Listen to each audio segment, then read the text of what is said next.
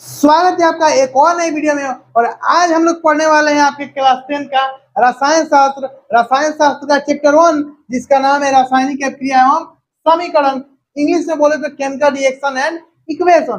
तो चलिए chapter start करने से पहले आखिर हम जान जाए कि रसायन शास्त्र क्या होता है। देखिए बहुत सारे बच्चे वो जानते हैं कि रसायन शास्त्र केमिस्ट्री, यानी केमिस्ट्री हम लोग क्या पढ़ना है, केमिकल के बारे में पढ़ना है, रिएक्शन कराना है। बहुत सारे बच्चे छोड़ देते हैं, डर जाते हैं। तो देखिए इस चैप्टर को हम एक ही वीडियो में खत्म कर देंगे और इतना सूक्ष्म नहीं, बहुत सरल तरीके से बताएंगे जिससे आपको यहाँ पे क्या होगा, यहाँ पे छप जाएगा। और देखिए बाबू, यहाँ पे छापने वाला आप लोग क्या मत करिएगा, क्योंकि नीचे आपका टेलीग्राम लिंक मैंने डाला हुआ है और व्हाट्सएप चैनल का भी लिंक डाला हुआ है। वहां पे क्लिक करिएगा, हमारे टेलीग्राम से जुड़ जाइएगा, व्हाट्सएप से जुड़ जाइएगा। वहीं पे आपको इसका सभी चैप्टर का, आपके केमिस्ट्री हो या फिजिक्स या बायो, सभी चैप्टर का क्या बनेगा, आपको नोट्स मिल जाएगा। छापने वाला काम मत करिएगा, बस यहाँ पे हमको कॉन्सेप्ट देंगे, एकदम सूक्ष्म तरीके से आपको केमिस्ट्री हम समझाएंगे। चलिए हम आज बेसिक से आपको केमिस्ट्री पढ़ाएंगे, बेसिक से स्टार्ट करेंगे।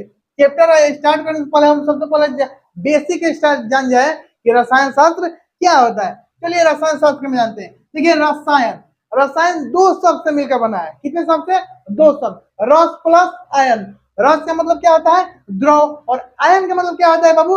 अध्ययन। यानी हम लोग कह सकते हैं टोटली कि रसायन शास्त्र में हम लोग द्रव का अध्ययन करते हैं। यानी संक्षिप्त में बोले, कोई आपसे पूछे रसायन शास्त्र में क्या करते हैं हम लोग, तो आप कहिएगा द्रव का अध्ययन करते हैं। अब चलिए केमिस्ट्री, यानी जिसको हम लोग क्या बोलते हैं, रसायन शास्त्र बोलते हैं।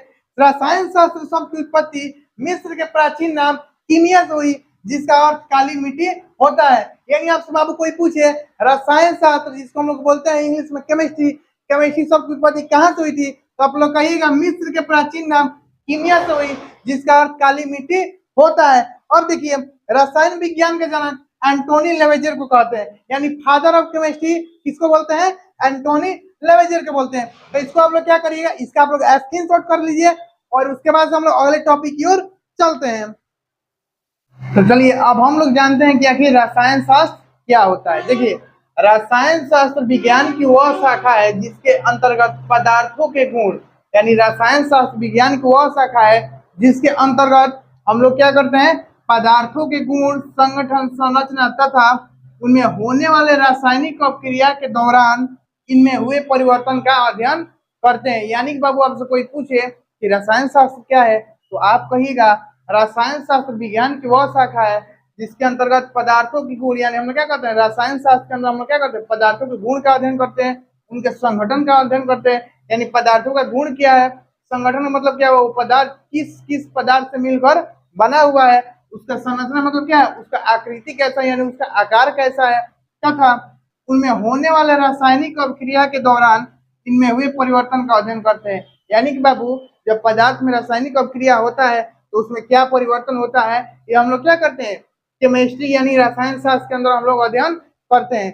अब चलिए बाबू आपका मेन टॉपिक की ओर चलते हैं कि रासायनिक अभिक्रिया क्या है एवं रासायनिक संकरण क्या है। और बाबू इस वीडियो का हम वन शॉट ही करेंगे, यानी एक वीडियो में आपका क्या होगा, पूरा चैप्टर कंप्लीट हो जाएगा। चलिए इसको आप लोग नोट करिए। तो चलिए अब हम जानेंगे कि आखिर रासायनिक अभिक्रिया क्या होता है, जिसका इंग्लिश होता है केमिकल रिएक्शन। देखिए ऑनलाइन वाले आप लोग स्क्रीनशॉट कर लीजिएगा और ऑफलाइन वाले आप लोग कॉपी में लिख लीजिएगा, ठीक है। अब देखिए रासायनिक अभिक्रिया हम लोग देखेंगे कि आखिर रासायनिक अभिक्रिया क्या है।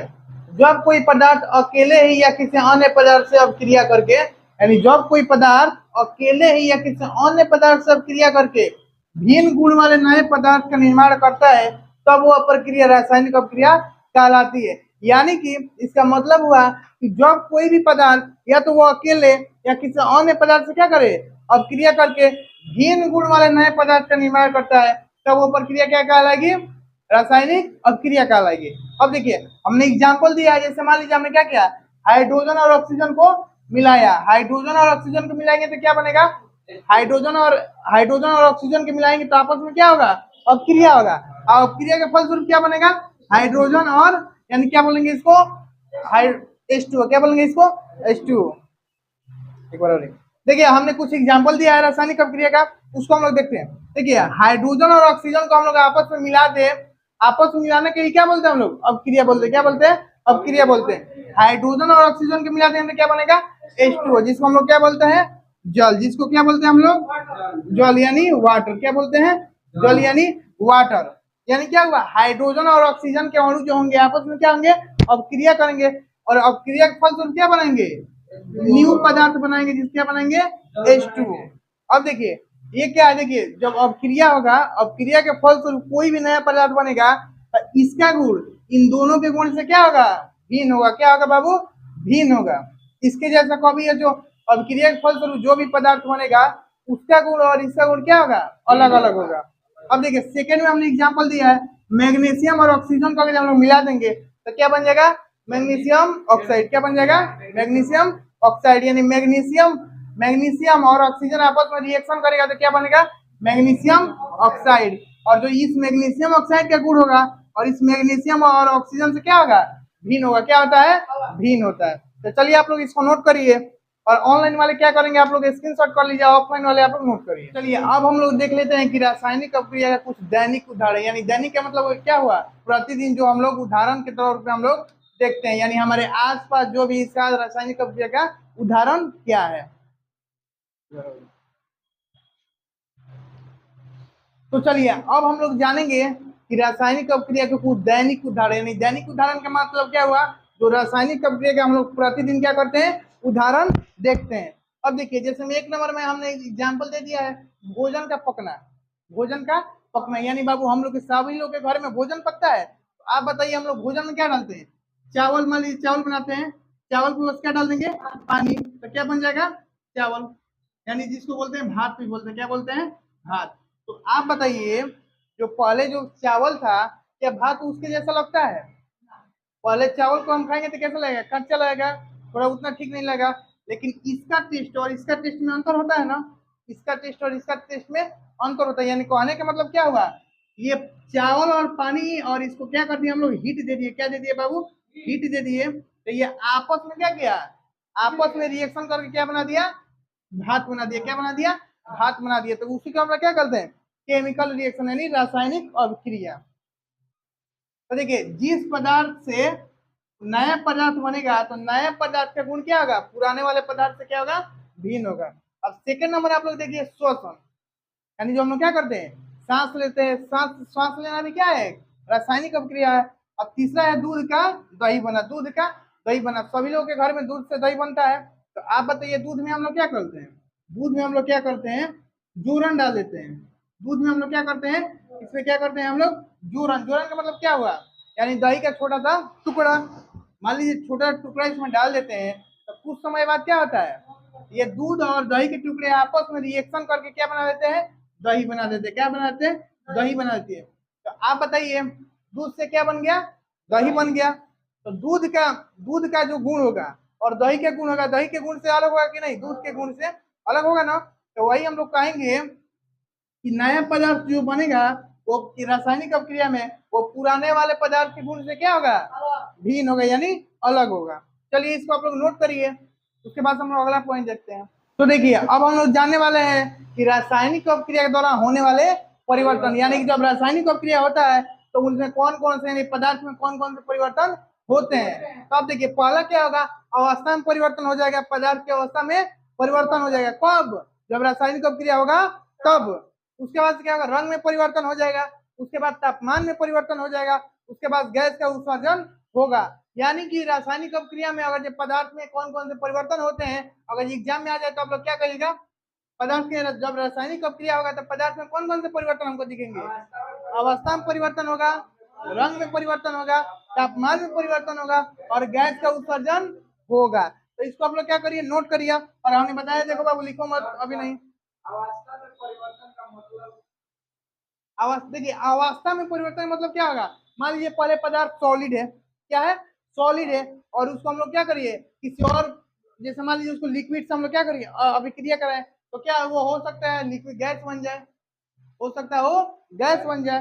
देखिए अवस्था में, देखिए अवस्था में परिवर्तन का मतलब क्या हो गया, जैसे में कोई पदार्थ है हमने सॉलिड में ले लिया, सॉलिड में ले लिया, और क्या किया, और कोई एक और भी पदार्थ लेंगे यानी लिक्विड में ले लिया, और दोनों को अभिक्रिया करेंगे तो क्या होगा, यानी पहले वो किस फॉर्म में था, सॉलिड लिक्विड में था, अब क्या हो जाएगा, वो गैस बन जाए। तो उसी को हम क्या करेंगे, अवस्था में परिवर्तन। रंग में परिवर्तन, मान लीजिए पहले कोई पदार्थ का रंग दूसरा है और रिएक्शन के बाद क्या बन जाए, दूसरा बन जाए। यानी कि हम लोग जानेंगे सीधा सीधा रासायनिक अभिक्रिया में ये परिवर्तन होते हैं। क्या होते हैं? अवस्था में परिवर्तन होता है, रंग में परिवर्तन होता है, तापमान में परिवर्तन होता है और गैस का उत्सर्जन होता है। यानी हमसे कोई पूछे कि जब रासायनिक अभिक्रिया होता है तब पदार्थ में हम लोग कौन कौन से परिवर्तन देख सकते हैं, तो आप लोग कहिएगा कि पहला होगा अवस्था में परिवर्तन हम लोग देखेंगे, दूसरा रंग में परिवर्तन हम लोग देखेंगे, तीसरा तापमान में परिवर्तन हम लोग देखेंगे और चौथा गैस का उत्सर्जन हम लोग देखेंगे। तो चलिए इसको आप लोग नोट करिए। तो हम लोग जानेंगे कि आखिर अभिकारक यानी रिएक्टेंट क्या होता है।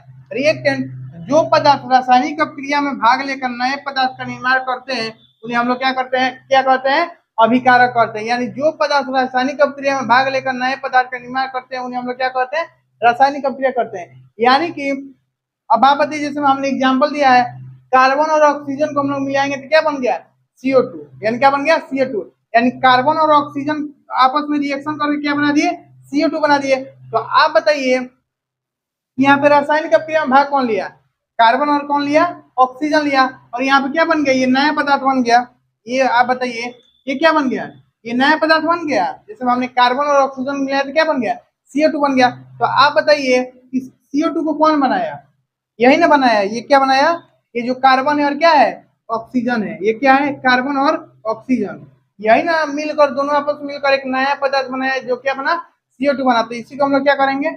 इसी को हम लोग क्या कहेंगे? हम लोग क्या बोलेंगे इसको? अभिकारक। क्या बोलेंगे? अभिकारक। क्या बोलेंगे इसको? अभिकारक। और इसमें वो बताइए, जैसे हम यहाँ पे हाइड्रोजन और क्लोरीन को आपस में रिएक्शन करेंगे तो क्या बना? हाइड्रोक्लोरिक एसिड यानी HCl। तो यहाँ पे आप बताइए कौन पदार्थ रासायनिक अभिक्रिया में भाग लेकर नया पदार्थ बनाया? कौन बनाया? हाइड्रोजन और क्लोरीन। ये आपस में मिलकर क्या बना दिया? नया पदार्थ बना दिया। तो जो नया पदार्थ बनाते हैं रासायनिक अभिक्रिया में उसे हम लोग क्या बोलते हैं? अभिकारक। तो यहाँ पे अभिकारक कौन होगा? हाइड्रोजन होगा और क्लोरीन होगा। यानी हाइड्रोजन होगा, क्लोरीन होगा। तो इसको हम लोग क्या बोलेंगे? इसको हम लोग क्या बोलेंगे? अभिकारक। इसको क्या बोलेंगे? अभिकारक। बाबू अब इसमें बताइए तो मैग्नीशियम और ऑक्सीजन को मिलाएंगे तो क्या बनेगा? मैग्नीशियम ऑक्साइड बनेगा। तो इसमें अभिकारक कौन होगा? इसमें अभिकारक कौन होगा? ये होगा मैग्नीशियम और ऑक्सीजन। यानी मैग्नीशियम और ऑक्सीजन ही ना रासायनिक अभिक्रिया मिलकर रासायनिक अभिक्रिया करके नए पदार्थ का निर्माण कर रहा है। तो यहाँ पे क्या होगा? मैग्नीशियम और ऑक्सीजन क्या होगा बाबू? अभिकारक होगा। क्या होगा? अभिकारक। अभिकारक। देखिए इसको आप लोग क्या करिए, इसको हम थोड़ा मिटा देते हैं और इसको आप लोग अच्छे से कॉपी में क्या करिएगा? नोट कर लीजिएगा। ये और ये। चलिए आप लोग इसको नोट करिए। देखिए अब हम देखेंगे कि आखिर प्रतिफल क्या है, यानी उसको क्या बोलते हैं हम लोग? प्रोडक्ट इंग्लिश में बोलते हैं। रासायनिक अभिक्रिया के फलस्वरूप बने गए नए पदार्थ प्रतिफल कहलाते हैं। यानी कि जब रासायनिक अभिक्रिया होगा तो जो नए पदार्थ बनेंगे रासायनिक अभिक्रिया के फलस्वरूप उसे ही हम लोग क्या कहेंगे? प्रतिफल कहेंगे। तो यहाँ पे हमने एग्जाम्पल दिया है, जैसे मैग्नीशियम और ऑक्सीजन को हम लोग आपस में रिएक्शन कराएंगे तो क्या बनेगा?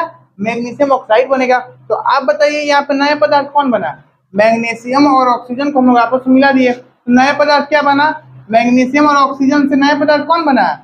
क्या बना? ये मैग्नीशियम ऑक्साइड बना। क्या बना? Magnesium oxide. इसी को हम लोग क्या कहते हैं? प्रतिफल कहते हैं। यानी यहाँ पे हम लोग लिख दे प्रतिफल क्या होगा? यहाँ पे प्रतिफल, प्रतिफल क्या होगा? मैग्नीशियम और ऑक्साइड। ये क्या होगा? मैग्नीशियम और ऑक्साइड।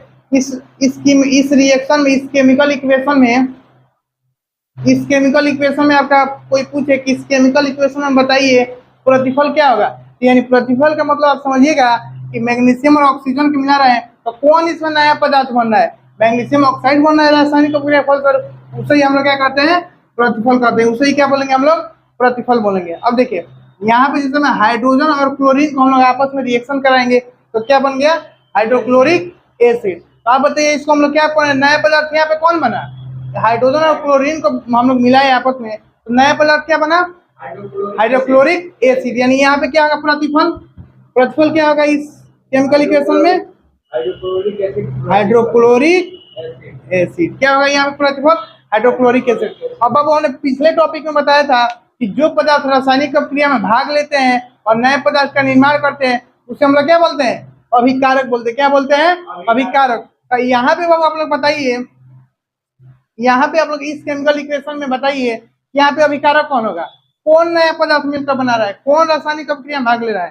तो मैग्नीशियम और ऑक्सीजन क्या भाग ले रहे हैं बाबू, मैग्नीशियम और ऑक्सीजन, यही ना आपस में मिलकर नए पदार्थ का निर्माण करता है। तो जो रासायनिक अभिक्रिया में भाग लेता है उसको हम लोग क्या बोलते हैं, अभिकारक। क्या बोलते हैं यहाँ पे अभिकारक क्या होगा बाबू, अभिकारक लिख लीजिएगा, मैग्नीशियम और ऑक्सीजन क्या होगा, इसमें क्या होगा, इस केमिकल इक्वेशन में मैग्नीशियम और ऑक्सीजन, और इस अभिक्रिया में क्या होगा, हाइड्रोजन और क्लोरीन। क्या होगा, हाइड्रोजन और क्लोरीन, क्या होगा, हाइड्रोजन और क्लोरीन। हमने क्या किया, हमने इसी जो प्रतिफल का एग्जाम्पल में हमने आपको और डीपली बता दिया कि अभिकारक किसे कहते हैं और प्रतिफल किसे कहते हैं। अब देखिए बाबू एक और कॉन्सेप्ट बता दें, ये क्या है, ये तीर है, तो तीर को हम लोग क्या बोलते हैं, बराबर मानते हैं। तो बराबर की इस साइड बताइए हमारा कौन सा लेफ्ट हैंड पार्ट है और ये राइट हैंड, इसको हम लोग क्या बोलते हैं, LHS। इसको मैंने इधर वाले साइड को क्या बोलते हैं, LHS, और उधर वाले क्या बोलते हैं, RHS। तो इसको आप लोग पॉइंट में लिख दीजिएगा, पॉइंट में अभिकारक, अभिकारकों को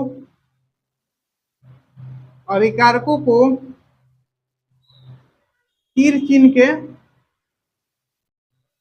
के बाईं तरफ क्या होगा बाबू, ये क्या है हमारा दाहिना और ये बायां है, तो हम लोग किधर लिखते हैं, अभिकारक को तीर चिन्ह के बाईं ओर, अभिकारकों को तीर चिन्ह के अभिकारकों को तीर चिन्ह के बाईं ओर लिखा जाता है। क्या लिखा जाता है, बाईं ओर, बाईं ओर को क्या बोलेंगे, शॉर्ट में बोलते हैं लेफ्ट हैंड साइड यानी LHS। क्या बोलेंगे, अभिकारकों को तीर चिन्ह के बाईं ओर लिखा जाता है, लिखा जाता है। अब देखिए, अब आप बताइए प्रतिफल को किधर लिखा जाएगा, प्रतिफल को तीर चिन्ह के दाएं तरफ लिखा जाएगा। कहां लिखा जाएगा, यहाँ पे लिख दे, प्रतिफल को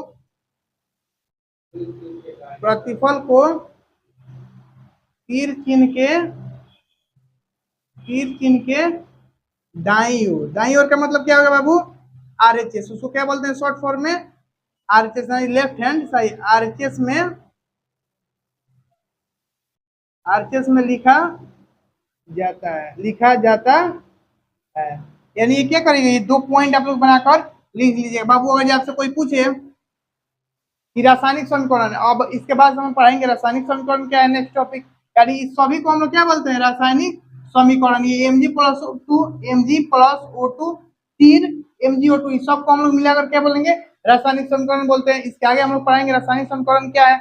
अब देखिए, अगर आपसे कोई पूछे कि रासायनिक समीकरण में अभिकारकों को किस तरफ लिखा जाता है, तो बाबू आप बताइए अभिकारक किस तरफ है, बाएं तरफ है और प्रतिफल दाएं तरफ है। तो आप कहिएगा अभिकारकों को तीर चिन्ह के बाईं ओर लिखा जाता है और प्रतिफल को तीर चिन्ह के दाईं ओर लिखा जाता है, दाईं ओर लिखा जाता है। या तो यहाँ पे लिख लीजिएगा अभिक्रिया में अभिकारकों को तीर चिन्ह के बाईं ओर लिखा जाता है और प्रतिफल को तीर चिन्ह के दाईं ओर लिखा जाता है। तो चलिए इसको नोट करिए, इसके बाद नेक्स्ट टॉपिक पढ़ेंगे आखिर आपका केमिकल इक्वेशन यानी रासायनिक समीकरण क्या है। तो चलिए अब हम लोग देखेंगे रासायनिक समीकरण टॉपिक यानी रासायनिक समीकरण क्या है। देखिए, किसी रासायनिक अभिक्रिया में भाग लेने वाले पदार्थों के संकेतों एवं सूत्रों की सहायता से उस अभिक्रिया का संक्षिप्त निरूपण रासायनिक समीकरण कहलाता है। यानी कि बाबू देखिए, मान लीजिए हमने कोई 2 पदार्थ ले लिया, उसको क्या किया हमने आपस में रासायनिक अभिक्रिया करा लिया, और जब रासायनिक अभिक्रिया कराएंगे तो नया पदार्थ बनेगा। तो रासायनिक समीकरण में हम लोग यही करते हैं, जो भी हमने प्रतिफल, जो भी हमने क्या कर लिया, अभिकारक लिया है, जो भी पदार्थ हमने अभिकारक लिया है उसके सूत्रों को हम लोग लिख देते हैं, उसी को हम लोग क्या बोलते हैं, रासायनिक समीकरण बोलते हैं। आइए इसको हम लोग क्या करते हैं, एक एग्जाम्पल के तौर पे समझते हैं। जैसे मान लीजिए बाबू हमने क्या कर लिया, हाइड्रोजन और क्लोरीन ले लिया। क्या ले लिया, हाइड्रोजन और क्लोरीन ले लिया।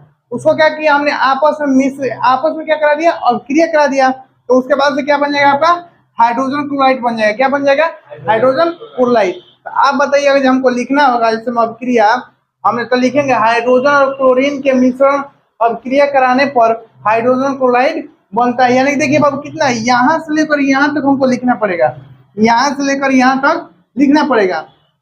रासायनिक समीकरण में हम क्या करते हैं, जो भी पदार्थ लिए हैं, तो बाबू आप बताइए इसमें कौन सा पदार्थ लिए हैं, यही ना लिए हैं, हाइड्रोजन लिए हैं। हाइड्रोजन और क्लोरीन, तो जो पदार्थ को लेते हैं उसको हम लोग क्या बोलते हैं, अभिकारक बोलते हैं। तो हम लोग क्या करते हैं रासायनिक समीकरण में, जो अभिकारक के क्या करते हैं, जो भी पदार्थ लिए हैं उसको हम लोग संकेत में लिख देते हैं। तो हाइड्रोजन का संकेत क्या होता है, H2 होता है। क्लोरीन का क्या होता है, Cl2 होता है, यानी Cl होता है, लेकिन यहाँ पे क्या है, क्लोरीन के दो अणु है और यहाँ पे क्या है, हाइड्रोजन के दो अणु हमने लिया है। तो क्या करते हैं, जो भी उत्पाद होगा, नहीं सॉरी, जो भी अभिकारक उसका, उससे हम लोग क्या करते हैं, जो भी यहाँ पे हम लोग अभिकारक लेते हैं रासायनिक प्रक्रिया में, उसके संकेत को हम लोग क्या कर देते हैं, लिख देते हैं। उसी का क्या बोलते हैं, इसी को हम लोग, यानी इस पूरे का हम लोग क्या बोलेंगे, रासायनिक समीकरण। यहाँ पे देखिए, यहाँ पे कह भी रहा है, किसी रासायनिक अभिक्रिया में भाग लेने वाले पदार्थों को संकेतों और सूत्रों की सहायता से उस अभिक्रिया का संक्षिप्त निरूपण रासायनिक समीकरण कहलाता है। यानी कि देखिए बाबू, इसका कहने का मतलब तो हमने आपको समझा दिया। मान लीजिए हम कोई, जैसे में यहाँ पे देखिए कार्बन और ऑक्सीजन लिए हैं हम लोग, क्या लिए, कार्बन और ऑक्सीजन। कार्बन और ऑक्सीजन मिलाएंगे तो क्या बनेगा, CO2। तो ये बताइए हमने कितना में लिख दिया, रासायनिक अभिक्रिया को इतना में ही, संक्षिप्त में ही लिख दिया। किसकी सहायता से, रासायनिक समीकरण की सहायता से। यानी रासायनिक समीकरण उसी को बोलते हैं कि मान लीजिए कोई हमने कार्बन ले लिया और ऑक्सीजन ले लिया, तो यहाँ पे हम हिंदी में लिखते हैं कार्बन और ऑक्सीजन को आपस में अभिक्रिया कराने से कार्बन डाइऑक्साइड बनता है। तो बताइए इतना बड़ा हो जाएगा। तो हमने क्या किया, जो हमने अभिकारक लिया था कार्बन और ऑक्सीजन, उसी को क्या कर दिया, उसी के सूत्र को हमने लिख दिया।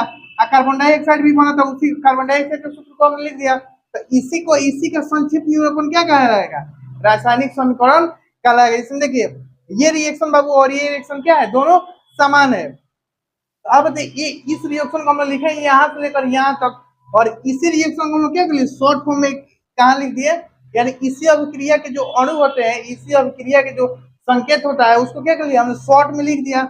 इसी को हम लोग क्या बोलते हैं, रासायनिक समीकरण बोलते हैं। तो चलिए बाबू इसको नोट कर दिए। उसके बाद से हम लोग अगला टॉपिक पढ़ेंगे, रासायनिक समीकरण के प्रकार। अब हम लोग पढ़ने वाले हैं रासायनिक समीकरण के प्रकार, यानी कि रासायनिक समीकरण कितने प्रकार के होते हैं। तो देखिए रासायनिक समीकरण दो प्रकार के होते हैं, यहाँ पे आप लोग लिख लीजिएगा, रासायनिक समीकरण दो प्रकार के होते हैं। पहला क्या होता है, संतुलित रासायनिक समीकरण, जिसको इंग्लिश में बोलते हैं बैलेंस केमिकल इक्वेशन, और दूसरा क्या होता है, असंतुलित रासायनिक समीकरण, जिसको इंग्लिश में बोलते हैं अनबैलेंस केमिकल इक्वेशन। ठीक है, आप लोग इसको नोट करिए। इसके बाद से हम बताएंगे कि संतुलित रासायनिक समीकरण क्या है, और उसके बाद से असंतुलित रासायनिक समीकरण क्या है, इसको नोट करिए। तो चलिए बाबू, अब हम लोग देखेंगे संतुलित रासायनिक समीकरण किसे कहते हैं, जिसे इंग्लिश में हम बोलते हैं बैलेंस केमिकल इक्वेशन। देखिए वह रासायनिक समीकरण जिसमें समीकरण के दोनों ओर प्रत्येक तत्व की परमाणु की संख्या समान हो, उसे संतुलित रासायनिक समीकरण कहते हैं। यानी कि बाबू कहने का इसका मतलब है, वैसा समीकरण जिसमें समीकरण के दोनों तरफ प्रत्येक तत्व की परमाणु की संख्या समान हो, उसे हम लोग संतुलित रासायनिक समीकरण कहते हैं। तो आइए कि एग्जाम्पल के द्वारा हम समझते हैं। जैसे बाबू ये क्या है, ये हाइड्रोजन प्लस क्लोरीन का हम लोग रिएक्शन कराए हैं, तो क्या बना है, HCl यानी हाइड्रोक्लोरिक एसिड। तो बाबू ये क्या हो गया, हमारा समीकरण हो गया। तो समीकरण के बाईं ओर किधर होगा, हमने आपको बताया था कि ये तीर है। ये क्या है बाबू, ये तीर है। तीर के इधर वाले को हम लोग क्या बोलते हैं, बाएं ओर बोलते हैं, और उधर वाले को क्या बोलते हैं, दाएं ओर बोलते हैं। तो आप बताइए बाबू, बाएं ओर यहाँ पे हाइड्रोजन तत्व कितना है, 2 है। बाएं ओर बाबू हाइड्रोजन तत्व कितना है, हाइड्रोजन के परमाणु कितने हैं, 2 है। और क्लोरीन के परमाणु बाएं ओर कितने हैं बाबू, 2 है। अब चलिए, अब यहाँ पे क्या करें, प्रत्येक तत्व के दोनों ओर क्या होना चाहिए, परमाणु संख्या समान होना चाहिए। अब देखिए, अब दाएं ओर हाइड्रोजन कितना है बाबू, 2 है, और बाएं और दाएं ओर भी क्लोरीन कितना है, 2 है। यानी कि संतुलित रासायनिक समीकरण भी वही कहता है कि वैसा रासायनिक समीकरण जिसमें समीकरण के दोनों ओर प्रत्येक तत्व की परमाणु की संख्या क्या हो, समान हो, उसे हम लोग क्या करते हैं, संतुलित रासायनिक समीकरण। तो आप बताइए बाबू, क्या ये बाईं ओर हाइड्रोजन कितना है, हाइड्रोजन के परमाणु 2 है, और क्लोरीन के परमाणु भी क्या है, बाईं ओर 2 है, और दाईं तरफ भी क्या है, हाइड्रोजन के परमाणु 2 है, और क्लोरीन के परमाणु 2 है। तो बताइए क्या ये संतुलित होगा, क्या असंतुलित होगा, संतुलित होगा। क्यों, क्योंकि क्या कहते हैं, यानी जितना इधर हाइड्रोजन का परमाणु है उतना ही इधर भी हाइड्रोजन का परमाणु है, जितना इधर बाईं और क्लोरीन का परमाणु है उतना ही दाईं और क्लोरीन का परमाणु है। और देखिए कोई भी आपको केमिकल इक्वेशन दिया हो, अगर उसमें बाएं ओर के तत्वों की परमाणु की संख्या उतना ही होगी जितना दाईं ओर की परमाणु की संख्या होगी, तो हम उसको कह सकते हैं हाँ ये संतुलित रासायनिक समीकरण है। अब देखिए एक और हमने यहाँ पे एग्जांपल दिया, आप बताइए हाइड्रोजन और ऑक्सीजन को हमने मिलाया है, यानी हाइड्रोजन के दो अणु और ऑक्सीजन के दो अणु को हमने क्या किया, आपस में रिएक्शन कराया है, तो क्या बन गया H2O। क्या बन गया बाबू, H2O, यानी क्या इसको बोलते हैं जल बोलते हैं, यानी H2O बन गया। तो आप बताइए बाबू ये क्या हुआ, ये तीर हो गया, तीर के इधर वाले क्या बोलते हैं बाएं ओर, और तीर के उधर वाले क्या बोलते हैं दाएं ओर। आप बताइए बाएं ओर कितने तत्व हैं, दो तत्व है हाइड्रोजन और ऑक्सीजन, और दाएं ओर भी कितने तत्व है हाइड्रोजन और ऑक्सीजन। तो आप बताइए यहाँ पे क्या कर रहा है, समीकरण के दोनों प्रत्येक तत्व के परमाणु संख्या समान हो। आप बताइए बाबू बाया में बाई ओर कितना है, हाइड्रोजन का अणु कितना है परमाणु दो है, और ऑक्सीजन का परमाणु कितना है दो है। अब देखिए अब उधर भी देखेंगे, अगर ये बाएं ओर जब दो है या दाएं ओर भी, जब बाएं ओर दो हाइड्रोजन है और बाएं ओर ऑक्सीजन भी दो है, तो उधर भी तो समान होना चाहिए, तभी इसको क्या बोलेंगे संतुलित रासायनिक समीकरण बोलेंगे।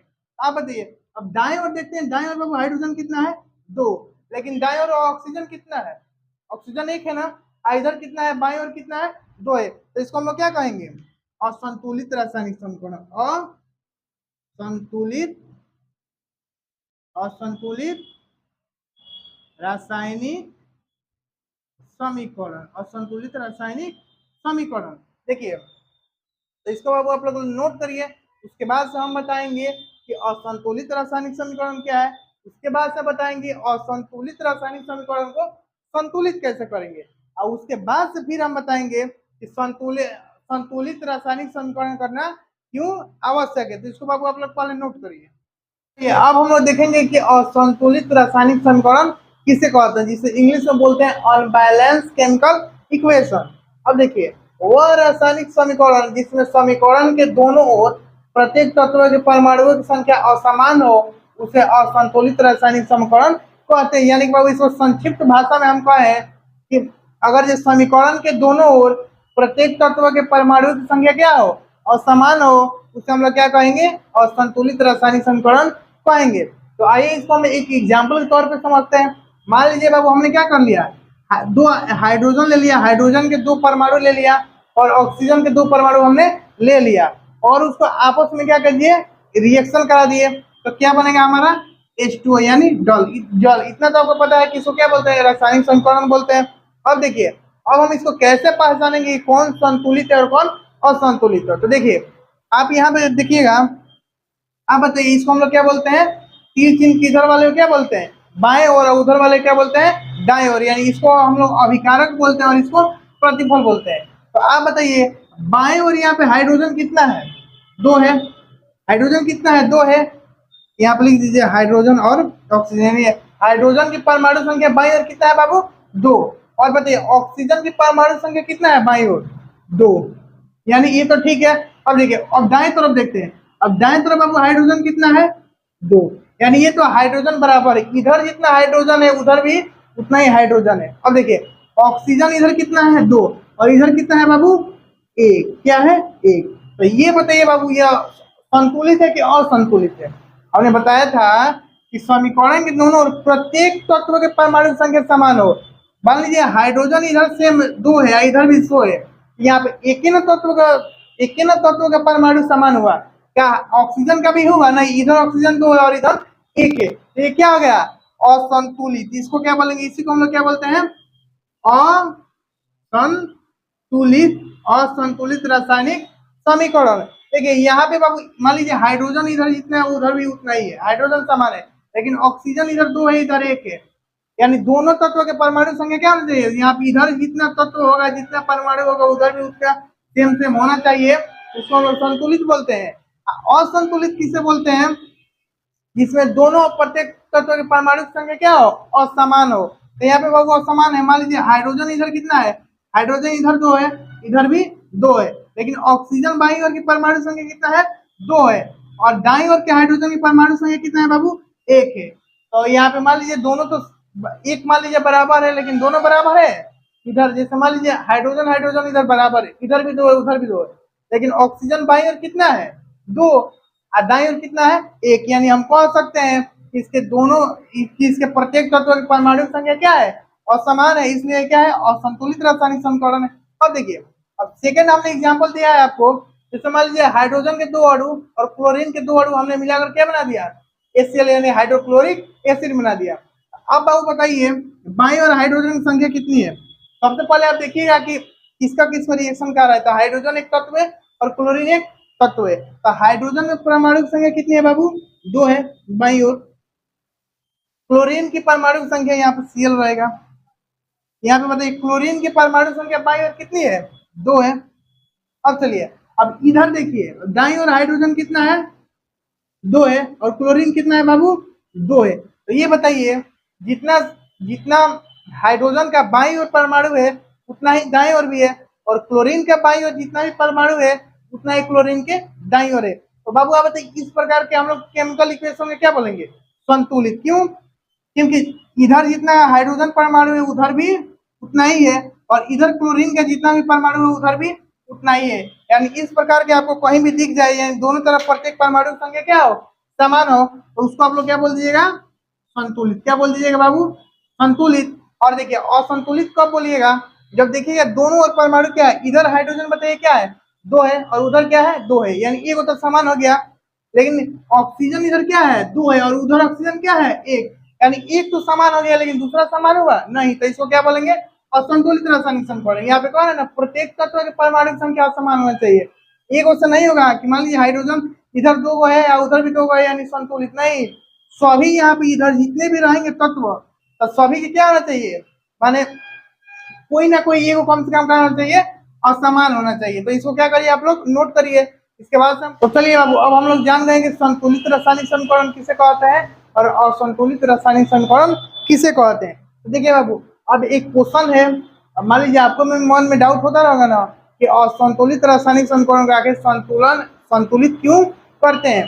तो देखिए ये क्वेश्चन क्या है, बहुत ही इंपॉर्टेंट है। देखिए असंतुलित रासायनिक समीकरण को संतुलित करना क्यों आवश्यक है। मान लीजिए बाबू आपसे कोई पूछ दिया आप केमिकल क्या करें, आप केमिकल इक्वेशंस को बैलेंस कर रहे हैं, यानी कोई असंतुलित रासायनिक समीकरण को संतुलित कर रहे हैं, और आपसे कोई पूछ दिया कि ये बताइए कि आप असंतुलित रासायनिक समीकरण को संतुलित क्यों कर रहे हैं, तो देखिए क्या जवाब दीजिएगा। कहिएगा रासायनिक समीकरण को संतुलित करने से समीकरण के दोनों तरफ द्रव्यमान समान हो जाता है। एक आइए आप एग्जाम्पल के द्वारा हम समझते हैं। मान लीजिए बाबू हमने क्या किया, हाइड्रोजन के 2 परमाणु और ऑक्सीजन के 2 परमाणु क्या कर लिया, आपस में मिला दिया, तो क्या बन गया हमारा H2O, यानी हाइड्रोजन के 2 परमाणु बन गया और ऑक्सीजन के 1 परमाणु। तो आप बताइए बाबू ये क्या है, असंतुलित है। क्यों, इधर हाइड्रोजन कितना है, 2 और उधर कितना है, 2, यानी 1 तो बराबर है, और इधर कितना है, 2 ऑक्सीजन है और उधर 1 ऑक्सीजन है। तो आप बाबू बताइए मान लीजिए आपने हाइड्रोजन मान लीजिए एक सामान है, क्या है, एक वस्तु है, तो इधर आपने 2 हाइड्रोजन ले लिया, इधर भी 2 ऑक्सीजन ले लिया, इधर आपने 2 हाइड्रोजन ले लिया और 1 ही ऑक्सीजन ले लिया, बताइए ये दोनों बराबर है, दोनों बराबर नहीं ना है। तो आप बताइए मान लीजिए यहाँ पे 1 ऑक्सीजन कम हो रहा है, मान लीजिए इधर 1 ऑक्सीजन का जितना भी वजन होगा, क्या इधर 1 ऑक्सीजन का तो वजन कम होगा, तो इसलिए क्या इसका द्रव्यमान बराबर होगा, केमिकल इक्वेशन होगा तो इसका द्रव्यमान बराबर होगा, नहीं ना होगा। इसलिए हम लोग क्या करते हैं, रासायनिक समीकरण को संतुलित क्यों करते हैं, क्योंकि दोनों तरफ क्या हो जाए, दोनों तरफ का द्रव्यमान समान हो जाए। तो अब देखिए इसको संतुलित कैसे करेंगे। देखिए एक होता है, देखिए अपने दिमाग से इसको सोचिए, इधर कितना है, 2 हाइड्रोजन है और इधर 2 ऑक्सीजन है, इधर 2 हाइड्रोजन और 1 ऑक्सीजन है। तो एक बात बताइए बाबू, मान लीजिए इधर क्या है, ऑक्सीजन असमान है, इधर ऑक्सीजन 2 है इधर 1 ही है, तो यहाँ भी बाबू मान लीजिए हम लोग 2 लिख देते हैं, 2, तो अब इधर ऑक्सीजन कितना हो गया, 2 हो गया, कितना हो गया, 2 हो गया, यानी H2 कितना हो गया, अब H2 2 × 2 कितना होगा, हाइड्रोजन इधर 4 हो गया। तो यहाँ पे बाबू मान लीजिए 2 इधर हम लोग और हाइड्रोजन ले रहे हैं, 2 इधर हम लोग और हाइड्रोजन ले रहे हैं। तो अब बताइए इधर हाइड्रोजन कितना हो गया, 4, इधर ऑक्सीजन कितना हो गया, 4, यानी हाइड्रोजन बाबू कितना हो गया, हाइड्रोजन का परमाणु 4, इधर ऑक्सीजन का परमाणु कितना हो गया, 4। अब देखिए अब इधर देखिए, अब इधर हाइड्रोजन कितना होगा, 2 × 2 4, और इधर ऑक्सीजन कितना होगा, 2 में ऑक्सीजन से करेंगे तो कितना होगा, इधर 2। तो अब बताइए बाबू ये क्या है, इधर 4 और 2 6, 4 2 6, यानी हाइड्रोजन इधर जितना है उधर भी हाइड्रोजन उधर उतना ही है, और बाईं ओर जितना ऑक्सीजन है इधर भी दाईं ओर ऑक्सीजन भी वही है, यानी ये क्या हो गया, पहले क्या था और संतुलित था, अब क्या यह संतुलित हो गया। तो चलिए हमें आशा करता हूँ कि आपको समझ में आ गया, तो इसको नोट करिए। अब इसके बाद से हम लोग पढ़ेंगे। और देखिए बाबू, आप लोग को अगर जो सीखना है कि असंतुलित रासायनिक समीकरण को संतुलित कैसे करें, तो नीचे कमेंट है, कमेंट बॉक्स में आप क्या करिएगा, कमेंट करिएगा। उसके बाद से एक स्पेशली वीडियो हम लाएंगे इस पे कि असंतुलित रासायनिक समीकरण को संतुलित कैसे किया जाता है। क्योंकि देखिए ये बाबू क्या है, वन शॉट का वीडियो है, और ये जो असंतुलित रासायनिक समीकरण है क्या है, 5 मिनट में 10 मिनट में आप नहीं सीख पाइएगा, कम से कम इसके आधा घंटा आपको समझाने में हमको लगेगा पूर्णतः। इसलिए क्या करिए, इसको नोट करिए। और आगे हम लोग देखेंगे कि रासायनिक अपक्रिया के कितने प्रकार होते हैं। इसके पहले हमने रासायनिक अपक्रिया देख लिया, और उसके बाद से रासायनिक समीकरण देख लिया, रासायनिक समीकरण का प्रकार देख लिया। अब हम देखेंगे रासायनिक अपक्रिया कितने प्रकार की होती है, तो इसको बाबू आप लोग नोट करिए। अब हम लोग बाबू नेक्स्ट टॉपिक देखने वाले हैं, रासायनिक अपक्रिया के प्रकार, यानी रासायनिक अपक्रिया कितने प्रकार की होती है। देखिए बाबू, रासायनिक अपक्रिया होती है जो 6 प्रकार की होती है। कितने प्रकार की होती है, 6 प्रकार की होती है। देखिए पहला होता है संयोजन अपक्रिया। क्या होता है, संयोजन अपक्रिया, जिसका इंग्लिश होता है कॉम्बिनेशन रिएक्शन। दूसरा होता है आपका वियोजन अपक्रिया, जिसका इंग्लिश होता है डिकम्पोजिशन रिएक्शन। तीसरा आपका होता है एकल विस्थापन अपक्रिया, जिसको हम लोग इंग्लिश में सिंगल डिस्प्लेसमेंट रिएक्शन बोलते हैं। चौथा होता है आपका उभय विस्थापन अपक्रिया, जिसे इंग्लिश में हम लोग डबल डिस्प्लेसमेंट रिएक्शन बोलते हैं। अब पांचवा होता है ऊष्माक्षेपी एवं ऊष्माशोषी अपक्रिया, जिसे इंग्लिश में हम लोग एक्सोथर्मिक एंड एंडोथर्मिक रिएक्शन बोलते हैं।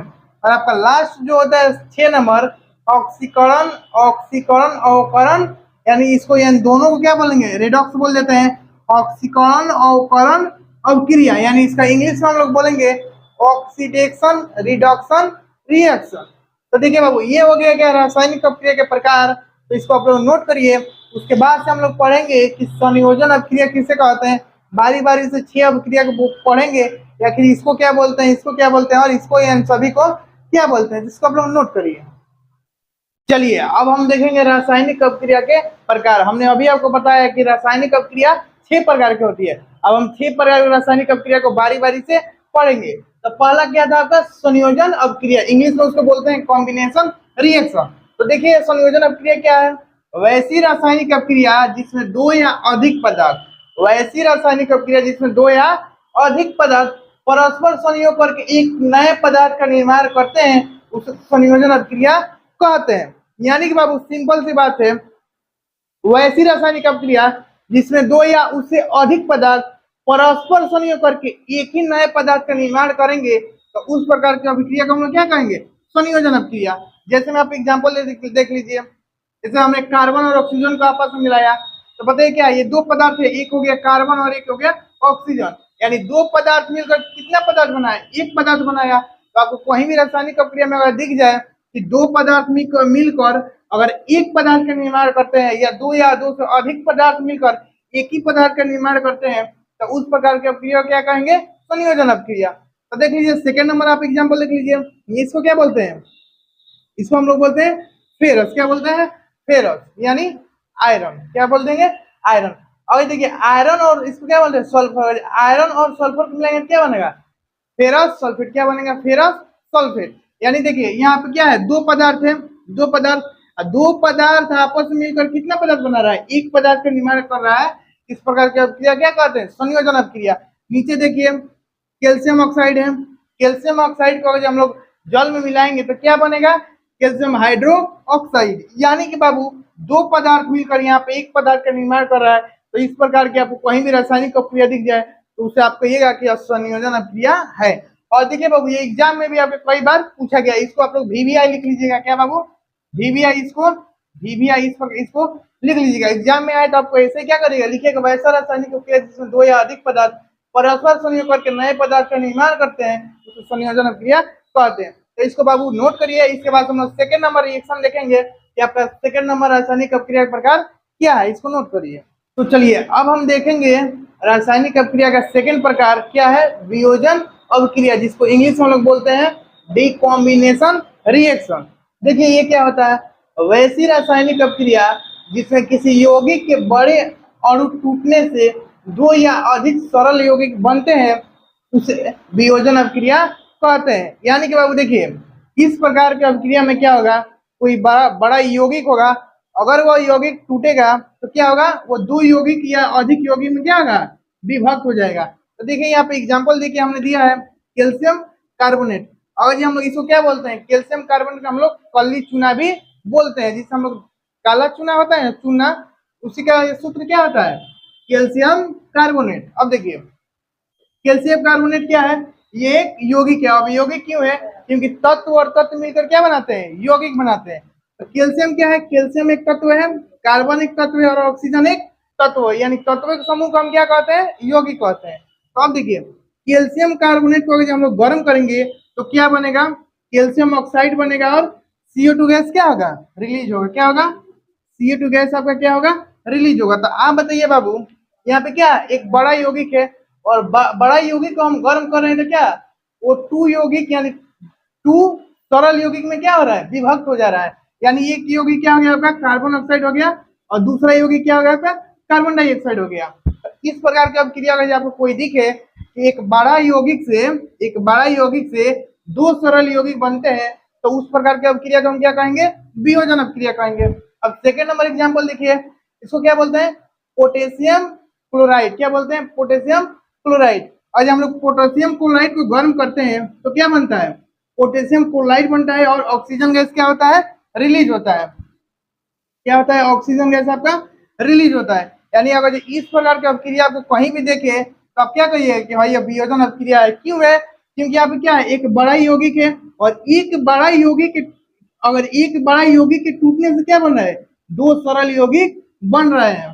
तो इस प्रकार की अपक्रिया को हम क्या कहेंगे, वियोजन अपक्रिया कहेंगे। तो इसको आप लोग क्या करिए, नोट करिए। अब आप बताइए वियोजन कब हो रहा है, जब इसको हीट दे रहे हैं तब क्या हो रहा है, वियोजन हो रहा है। तो इसके बाद वियोजन अपक्रिया के प्रकार होते हैं, तो उसको इसके बाद वाले टॉपिक में हम लोग देखेंगे, इसको आप लोग नोट करिए। तो चलिए अब हमने देख लिया वियोजन अपक्रिया किसे कहते हैं। अब हम देखेंगे वियोजन अपक्रिया कितने प्रकार की होती है। तो देखिए वियोजन अपक्रिया तीन प्रकार की होती है। क्या होती है, वियोजन अपक्रिया तीन प्रकार की होती है। तो पहला क्या है, ऊष्मीय वियोजन अपक्रिया। देखिए जब यौगिक का वियोजन, जब यहाँ पे लिख लीजिएगा, जब रासायनिक समीकरण में जब यौगिक का वियोजन ऊष्मा की सहायता से होगा उसे ऊष्मीय वियोजन कहते हैं। यानी देखिए बाबू, देखिए ऊष्मीय वियोजन अपक्रिया का मतलब यह हुआ कि जब यौगिक का वियोजन ऊष्मा की सहायता से होता है उसे क्या कहेंगे, उसे ऊष्मीय वियोजन कहते हैं। यानी देखिए बाबू, या उसे ऊष्मीय वियोजन अभिक्रिया कहते हैं। यानी देखिए यहाँ पे क्या हो रहा है, एक बड़ा यौगिक है, बड़ा यौगिक को अगर हम लोग हीट दे रहे हैं, किसकी सहायता से टूट रहा है, ऊष्मा की सहायता से, इसलिए हम इसको बोल सकते हैं ऊष्मीय वियोजन अभिक्रिया। यानी कि देखिए जो भी बड़ा यहाँ पे यौगिक होगा, अगर वो जिसकी सहायता से वो क्या होगा, दो सरल तत्व में या नहीं दो सरल यौगिक में विभक्त होगा, उसी को हम लोग क्या कहेंगे, जिसकी सहायता से होगा। तो यहाँ पे किसकी सहायता से हो रहा है, ऊष्मा की सहायता से हो रहा है। तो इस प्रकार की अपक्रिया को हम क्या कहेंगे, ऊष्मीय वियोजन अपक्रिया कहते हैं। अब देखिए नीचे क्या है, पोटेशियम क्लोरेट है। पोटेशियम क्लोराइड क्यों टूट रहा है, जब उसको ऊष्मा दे रहे हैं, गर्म कर रहे हैं तब। तो क्या बन रहा है, दो सरल तत्व में क्या, दो सरल यौगिक में विभक्त हो जा रहा है। जैसे पोटेशियम क्लोराइड और ऑक्सीजन गैस यहाँ पे मुक्त हो रहा है। तब अब ये बताइए जो कैल्शियम कार्बोनेट है किसके सहायता से टूटा, ऊष्मा के सहायता से। इसलिए इस प्रकार की अपक्रिया को हम लोग क्या बोलेंगे, ऊष्मीय वियोजन अपक्रिया। देखिए अगर ये आपके एग्जाम में पूछे कि इसमें से अगर आपको रिएक्शन दे दे और पूछे कि ऊष्मीय वियोजन अपक्रिया इसमें से कौन है, तो आप लोग देखिएगा कि जो रिएक्शन, जो अपक्रिया ऊष्मा की सहायता से हो रही होगी, उस प्रकार की अपक्रिया को हम लोग क्या कहेंगे, ऊष्मीय वियोजन अपक्रिया। तो इसको आप लोग नोट करिए। और हम लोग सेकंड नंबर वियोजन अपक्रिया का प्रकार देखेंगे। सेकंड नंबर वियोजन अपक्रिया का प्रकार क्या होता है। अब हम देखेंगे वियोजन अपक्रिया का सेकंड प्रकार यानी दूसरा प्रकार। दूसरा प्रकार क्या होता है, प्रकाशीय वियोजन अपक्रिया। तो अब देखिए प्रकाशीय वियोजन अपक्रिया क्या है, वैसा वियोजन अपक्रिया जो प्रकाश की सहायता से हो, यानी वैसा वियोजन अपक्रिया, यो वियोजन अपक्रिया होगा लेकिन जो वियोजन अपक्रिया प्रकाश की सहायता से होगा उसे हम लोग क्या कहेंगे, प्रकाशीय वियोजन अपक्रिया। तो यहाँ पे देखिए, यहाँ पे क्या सिल्वर क्लोराइड है, हमने क्या किया, सिल्वर क्लोराइड ले लिया और उसको प्रकाश की उपस्थिति यानी सनलाइट में यानी रखेंगे, बाहर जो धूप आता है उसको हम रखेंगे तो क्या होगा, वह दो सरल तत्वों में क्या होगा, विभक्त हो जाएगा। किसमें विभक्त होगा, सिल्वर में होगा और क्लोरीन में होगा। यानी कि हम लोग क्या कर लेंगे, अगर सिल्वर क्लोराइड ले लिए, उसको प्रकाश की उपस्थिति में रख दिए तो दो तत्वों में क्या होगा, विभक्त हो गया। क्या क्या हो गया, सिल्वर बन गया और क्लोराइड बन गया। तो ये बताइए, आपको ऑलरेडी पता है कि वियोजन अभिक्रिया उसे कहते हैं जिसमें कोई बड़ा यौगिक दो सरल यौगिक में टूटकर बन जाए। तो यहाँ पे AgCl बड़ा यौगिक है और ये टूटकर क्या बन गया, दो सरल तत्वों में क्या विभक्त हो गया। तो ये वियोजन अभिक्रिया है। लेकिन वियोजन अभिक्रिया में कौन सी वियोजन अभिक्रिया है, प्रकाशीय वियोजन अभिक्रिया। क्यों, क्योंकि अब प्रकाश की सहायता से दो सरल तत्वों में विभक्त हो रहा है। अब सेकंड नंबर एग्जांपल देखिए, यहाँ पे क्या है, सिल्वर ब्रोमाइड है। अगर सिल्वर ब्रोमाइड यौगिक को हम लोग प्रकाश की उपस्थिति में रखेंगे, यानी इसमें प्रकाश यानी सनलाइट इसको देंगे, तो क्या होगा, दो तत्व में विभक्त हो जाएगा, सिल्वर बन जाएगा और ब्रोमीन बन जाएगा। तो यानी कि यह वियोजन अभिक्रिया है किसकी सहायता से हो रही है, प्रकाश की उपस्थिति में हो रही है, प्रकाश की सहायता से हो रही है। तो इस जो वियोजन अभिक्रिया प्रकाश की उपस्थिति में होगा या प्रकाश की उपस्थिति के कारण जो बड़ा यौगिक है वो टूटकर दो सरल यौगिक में विभक्त हो जाएगा, उस प्रकार की रासायनिक अभिक्रिया को क्या कहेंगे, प्रकाशीय वियोजन अभिक्रिया कहेंगे। तो देखिए, अब एक नोट आप लोग लिख लीजिए, ब्लैक एंड व्हाइट फोटोग्राफी में प्रकाशीय वियोजन का प्रयोग किया जाता है। यहाँ पर लिख लीजिए, प्रकाशीय वियोजन अभिक्रिया का प्रयोग किया जाता है। ये क्या है, आपके ऑब्जेक्टिव में आ सकता है, तो इसको आप लोग नोट करिए। अब इसके बाद हम 3 नंबर देखेंगे, विद्युत वियोजन अभिक्रिया क्या है, उसका 3 नंबर। तो अब हम लोग देखेंगे वियोजन अभिक्रिया का जो 3 नंबर प्रकार है वो क्या है। 3 नंबर प्रकार क्या होता है, विद्युत वियोजन अभिक्रिया। तो देखिए क्या है, वैसा वियोजन अभिक्रिया जो विद्युत की सहायता से हो उसे विद्युत वियोजन अभिक्रिया कहते हैं। यानी कि वैसा वियोजन अभिक्रिया जो विद्युत की सहायता से हो उसे हम लोग कहते हैं विद्युत वियोजन अभिक्रिया। तो जैसे मान लीजिए बाबू, हमने क्या लिया, NaCl यानी सोडियम क्लोराइड, इसको क्या बोलते हैं, नमक बोलते हैं। अगर हम लोग NaCl में विद्युत धारा प्रवाहित करेंगे तो वो दो तत्वों में क्या होगा, विभक्त हो जाएगा। क्या बन जाएगा, सोडियम बन जाएगा और क्लोरीन बन जाएगा। क्या बन जाएगा, सोडियम बन जाएगा और क्लोरीन गैस मुक्त होगा। तो आप बताइए बाबू, ये क्या है, ये वियोजन अभिक्रिया है। दो बड़ा यौगिक, क्या है, ये बड़ा यौगिक दो सरल तत्व में विभक्त हो गया, ये क्या है, वियोजन अभिक्रिया है। लेकिन वियोजन अभिक्रिया में कौन सी अभिक्रिया है, विद्युत वियोजन अभिक्रिया। क्यों, क्योंकि यह जो वियोजन हो रहा है, इसका खंडन हो रहा है, वो किसकी सहायता से हो रहा है, विद्युत धारा की सहायता से हो रहा है। इसलिए इस प्रकार की अभिक्रिया को हम लोग क्या करेंगे, विद्युत वियोजन अभिक्रिया। अब सेकंड नंबर देखिए एग्जांपल, यहाँ पे H2 है। H2 का मतलब क्या होता है बाबू, हाइड्रोजन। और नहीं सॉरी, H2O का मतलब क्या होता है, जल। क्या होता है, जल।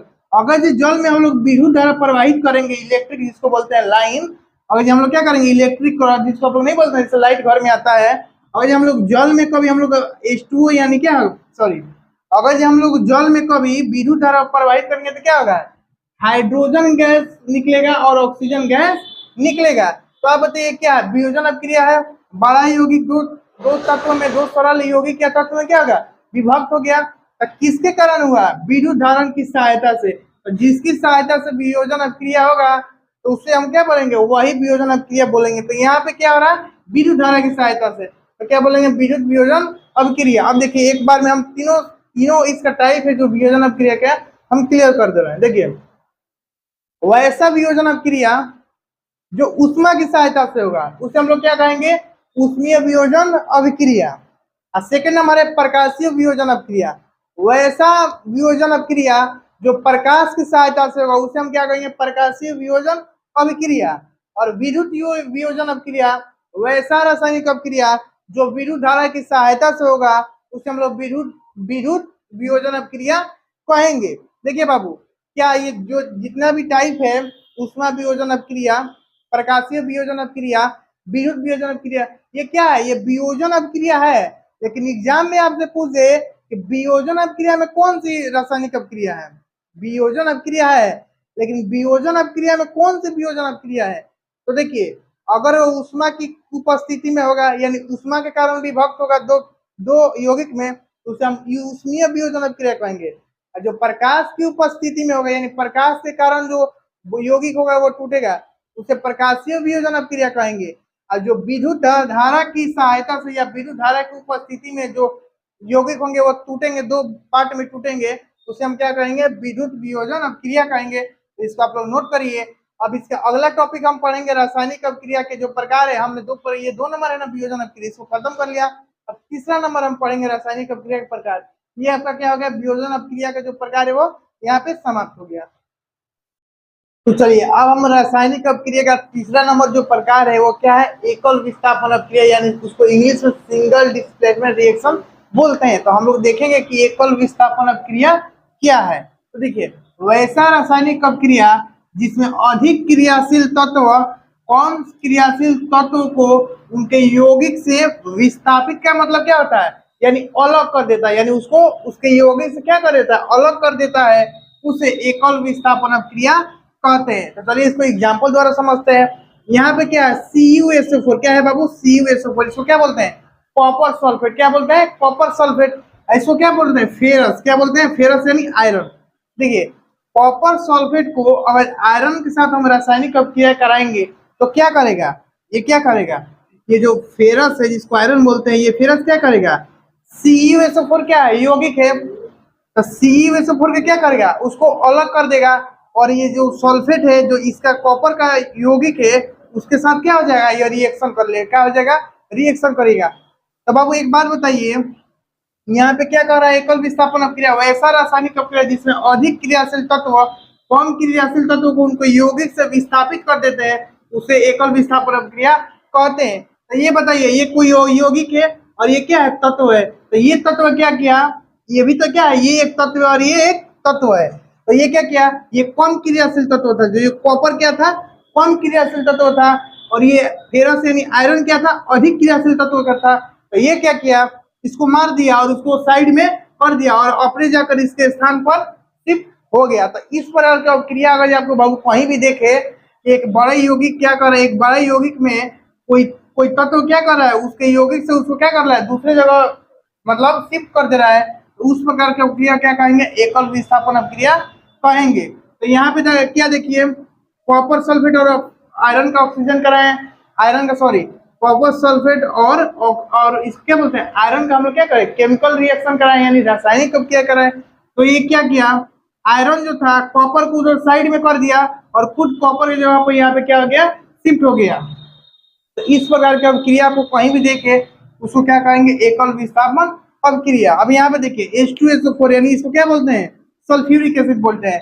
सल्फ्यूरिक एसिड को अगर जिंक के साथ अपक्रिया कराएंगे तो जिंक क्या है, ये जो जिंक है ना, ये जो बाबू क्या है, सॉरी एक मार्कर उसे चेंज कर दें। तो देखिए ये क्या है, ये जो जिंक है ना, जिंक ये क्या करेगा, हाइड्रोजन क्या है, जिंक से हाइड्रोजन क्या है, क्रियाशील कम क्रियाशील है, क्या है, यानी वो क्या है, कमजोर है, यानी जब अपक्रिया करता है क्या है, ये जिंक जल्दी से अपक्रिया करता है, ये हाइड्रोजन क्या करता है, थोड़ा कम करता है, माने जिंक के मुकाबले ये क्या करता है, कम रासायनिक अपक्रिया करता है, माने धीरे धीरे करता है। तो जिंक का क्या, हाइड्रोजन ने क्या कर दिया, दूसरी तरफ कर दिया, और यहाँ पे सॉरी यहाँ पे होगा जिंक सल्फेट होगा ZnSO4, क्या होगा, ZnSO4 प्लस प्लस H2, क्या होगा बाबू, H2। तो देखिए ये क्या किया, ये जिंक का क्या, हाइड्रोजन को दूसरे जगह कर दिया और खुद इसके यौगिक से क्या कर लिया, रासायनिक अपक्रिया कर लिया, यानी क्या किया, इस यौगिक से किसी किसी क्या किया, इस यौगिक से किसी तत्व को क्या कर दिया, अलग कर दिया। तो इस प्रकार की अपक्रिया आपको कहीं भी देखे तो उसे क्या कहेंगे, एकल विस्थापन अपक्रिया कहेंगे। तो चलिए इसको आप लोग नोट कर लीजिए। अब हम यह भी बताएंगे कि सबसे ज्यादा क्रियाशील तत्व कौन है और सबसे कम क्रियाशील तत्व कौन है, यानी मान लीजिए आपको कैसे पता चलेगा कि कॉपर ज्यादा क्रियाशील है कि आयरन ज्यादा क्रियाशील है, इसको नोट करिए। इसके बाद से हम बताएंगे कि सबसे अधिक क्रियाशील तत्व कौन होता है और सबसे कम क्रियाशील तत्व कौन होता है, इसको नोट करिए। देखिए इस प्रकार की अपक्रिया में पता है कौन किसको शिफ्ट करेगा, जो अधिक क्रियाशील होगा वो क्या करेगा, जो अधिक क्रियाशील होगा कम क्रियाशील वाले तत्व को दूसरे तरफ कर देगा, उसको बाहर कर देगा और खुद उनकी यौगिक में जाकर क्या करेगा, रिएक्शन कर लेगा। तो इसको आप लोग नोट करिए। तो चलिए अब हम लोग देखेंगे कौन सा धातु किस धातु को विस्थापित रासायनिक अपक्रिया में कर सकता है। यानी मान लीजिए आपको क्या है, जो एकल विस्थापन अपक्रिया में उसमें हमने देखा कि कोई अधिक क्रियाशील तत्व कम क्रियाशील तत्व वाले यौगिक से क्या कर रहा है, कम क्रियाशील तत्व है उसको विस्थापित कर दे रहा है। तो उस प्रकार के अपक्रिया को हम लोग क्या बोलते हैं, एकल विस्थापन अपक्रिया। तो मान लीजिए एकल विस्थापन अपक्रिया हो रहा है तो हमको जानकारी चाहिए ना कि कौन तत्व अधिक क्रियाशील है और कौन कम क्रियाशील है। तो जो अधिक क्रियाशील तत्व होगा वो कम क्रियाशील तत्व को क्या करेगा, उसके यौगिक से बाहर कर देगा। तो हम अगर हम जानेंगे कि अधिक क्रियाशील तत्व कौन है और कम क्रियाशील तत्व कौन है, तभी तो हम अनुमान लगा सकते हैं कि हाँ ये अधिक क्रियाशील है और ये कम क्रियाशील है। तो अधिक क्रियाशील वाला क्या करेगा, कम क्रियाशील वाले यौगिक से उसको हटा देगा और वो खुद जाकर उसमें मिल जाएगा। चलिए हम देखते हैं कौन सा जो धातु है वो अधिक क्रियाशील है और कम क्रियाशील है। देखिए सबसे अधिक क्रियाशील जो धातु होता है वो क्या होता है, लिथियम होता है। उसके बाद क्या होता है, पोटेशियम, उसके बाद सोडियम, उसके बाद से कैल्शियम, उसके बाद आपका मैग्नीशियम हो गया, एल्युमिनियम हो गया, जिंक हो गया, आयरन हो गया, एसएन यानी जिसको टीन बोलते हैं स्टेनम, पीबी हो गया जिसे लेड बोलते हैं, हाइड्रोजन हो गया, कॉपर हो गया, इसको क्या बोलते हैं एचजी यानी मरकरी, ये इसको क्या बोलते हैं एजी। एजी का मतलब क्या होता है, चांदी, यानी ऑर्गेटम इसका क्या होता है, ऑर्गेंटम इसका होता है आपका लेटिन वर्ड होता है।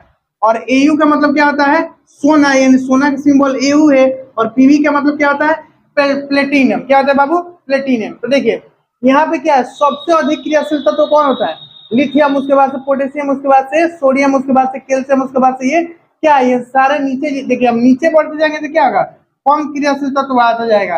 एंड देखिए लिथियम से कम क्रियाशील तत्व कौन है, पोटेशियम। तो बाबू आप हमसे एक बात बताइए, और ये किसी रासायनिक अभिक्रिया में लिथियम हो और पोटेशियम हो तो कौन किसको बाहर करेगा, कौन किसको विस्थापित करेगा, तो लिथियम पोटेशियम को करेगा। क्यों, क्योंकि पोटेशियम से ज्यादा क्रियाशील कौन है, लिथियम है। अगर मान लीजिए आपको बाबू कहीं दिख जाए कैल्शियम दिख जाए किसी रासायनिक अभिक्रिया में और आपको पोटेशियम दिख जाए, तो आप बाबू बताइए कि कौन किसको विस्थापित करेगा, ये जो कैल्शियम पोटेशियम को विस्थापित करेगा कि पोटेशियम कैल्शियम को विस्थापित करिएगा, बताइए। कि ये जो पोटेशियम होगा वो क्या होगा, कैल्शियम को विस्थापित करेगा। क्यों, क्योंकि कैल्शियम जो यहाँ पे क्या है, पोटेशियम है, वो कैल्शियम से क्या है, अधिक क्रियाशील है। क्या है, अधिक क्रियाशील है।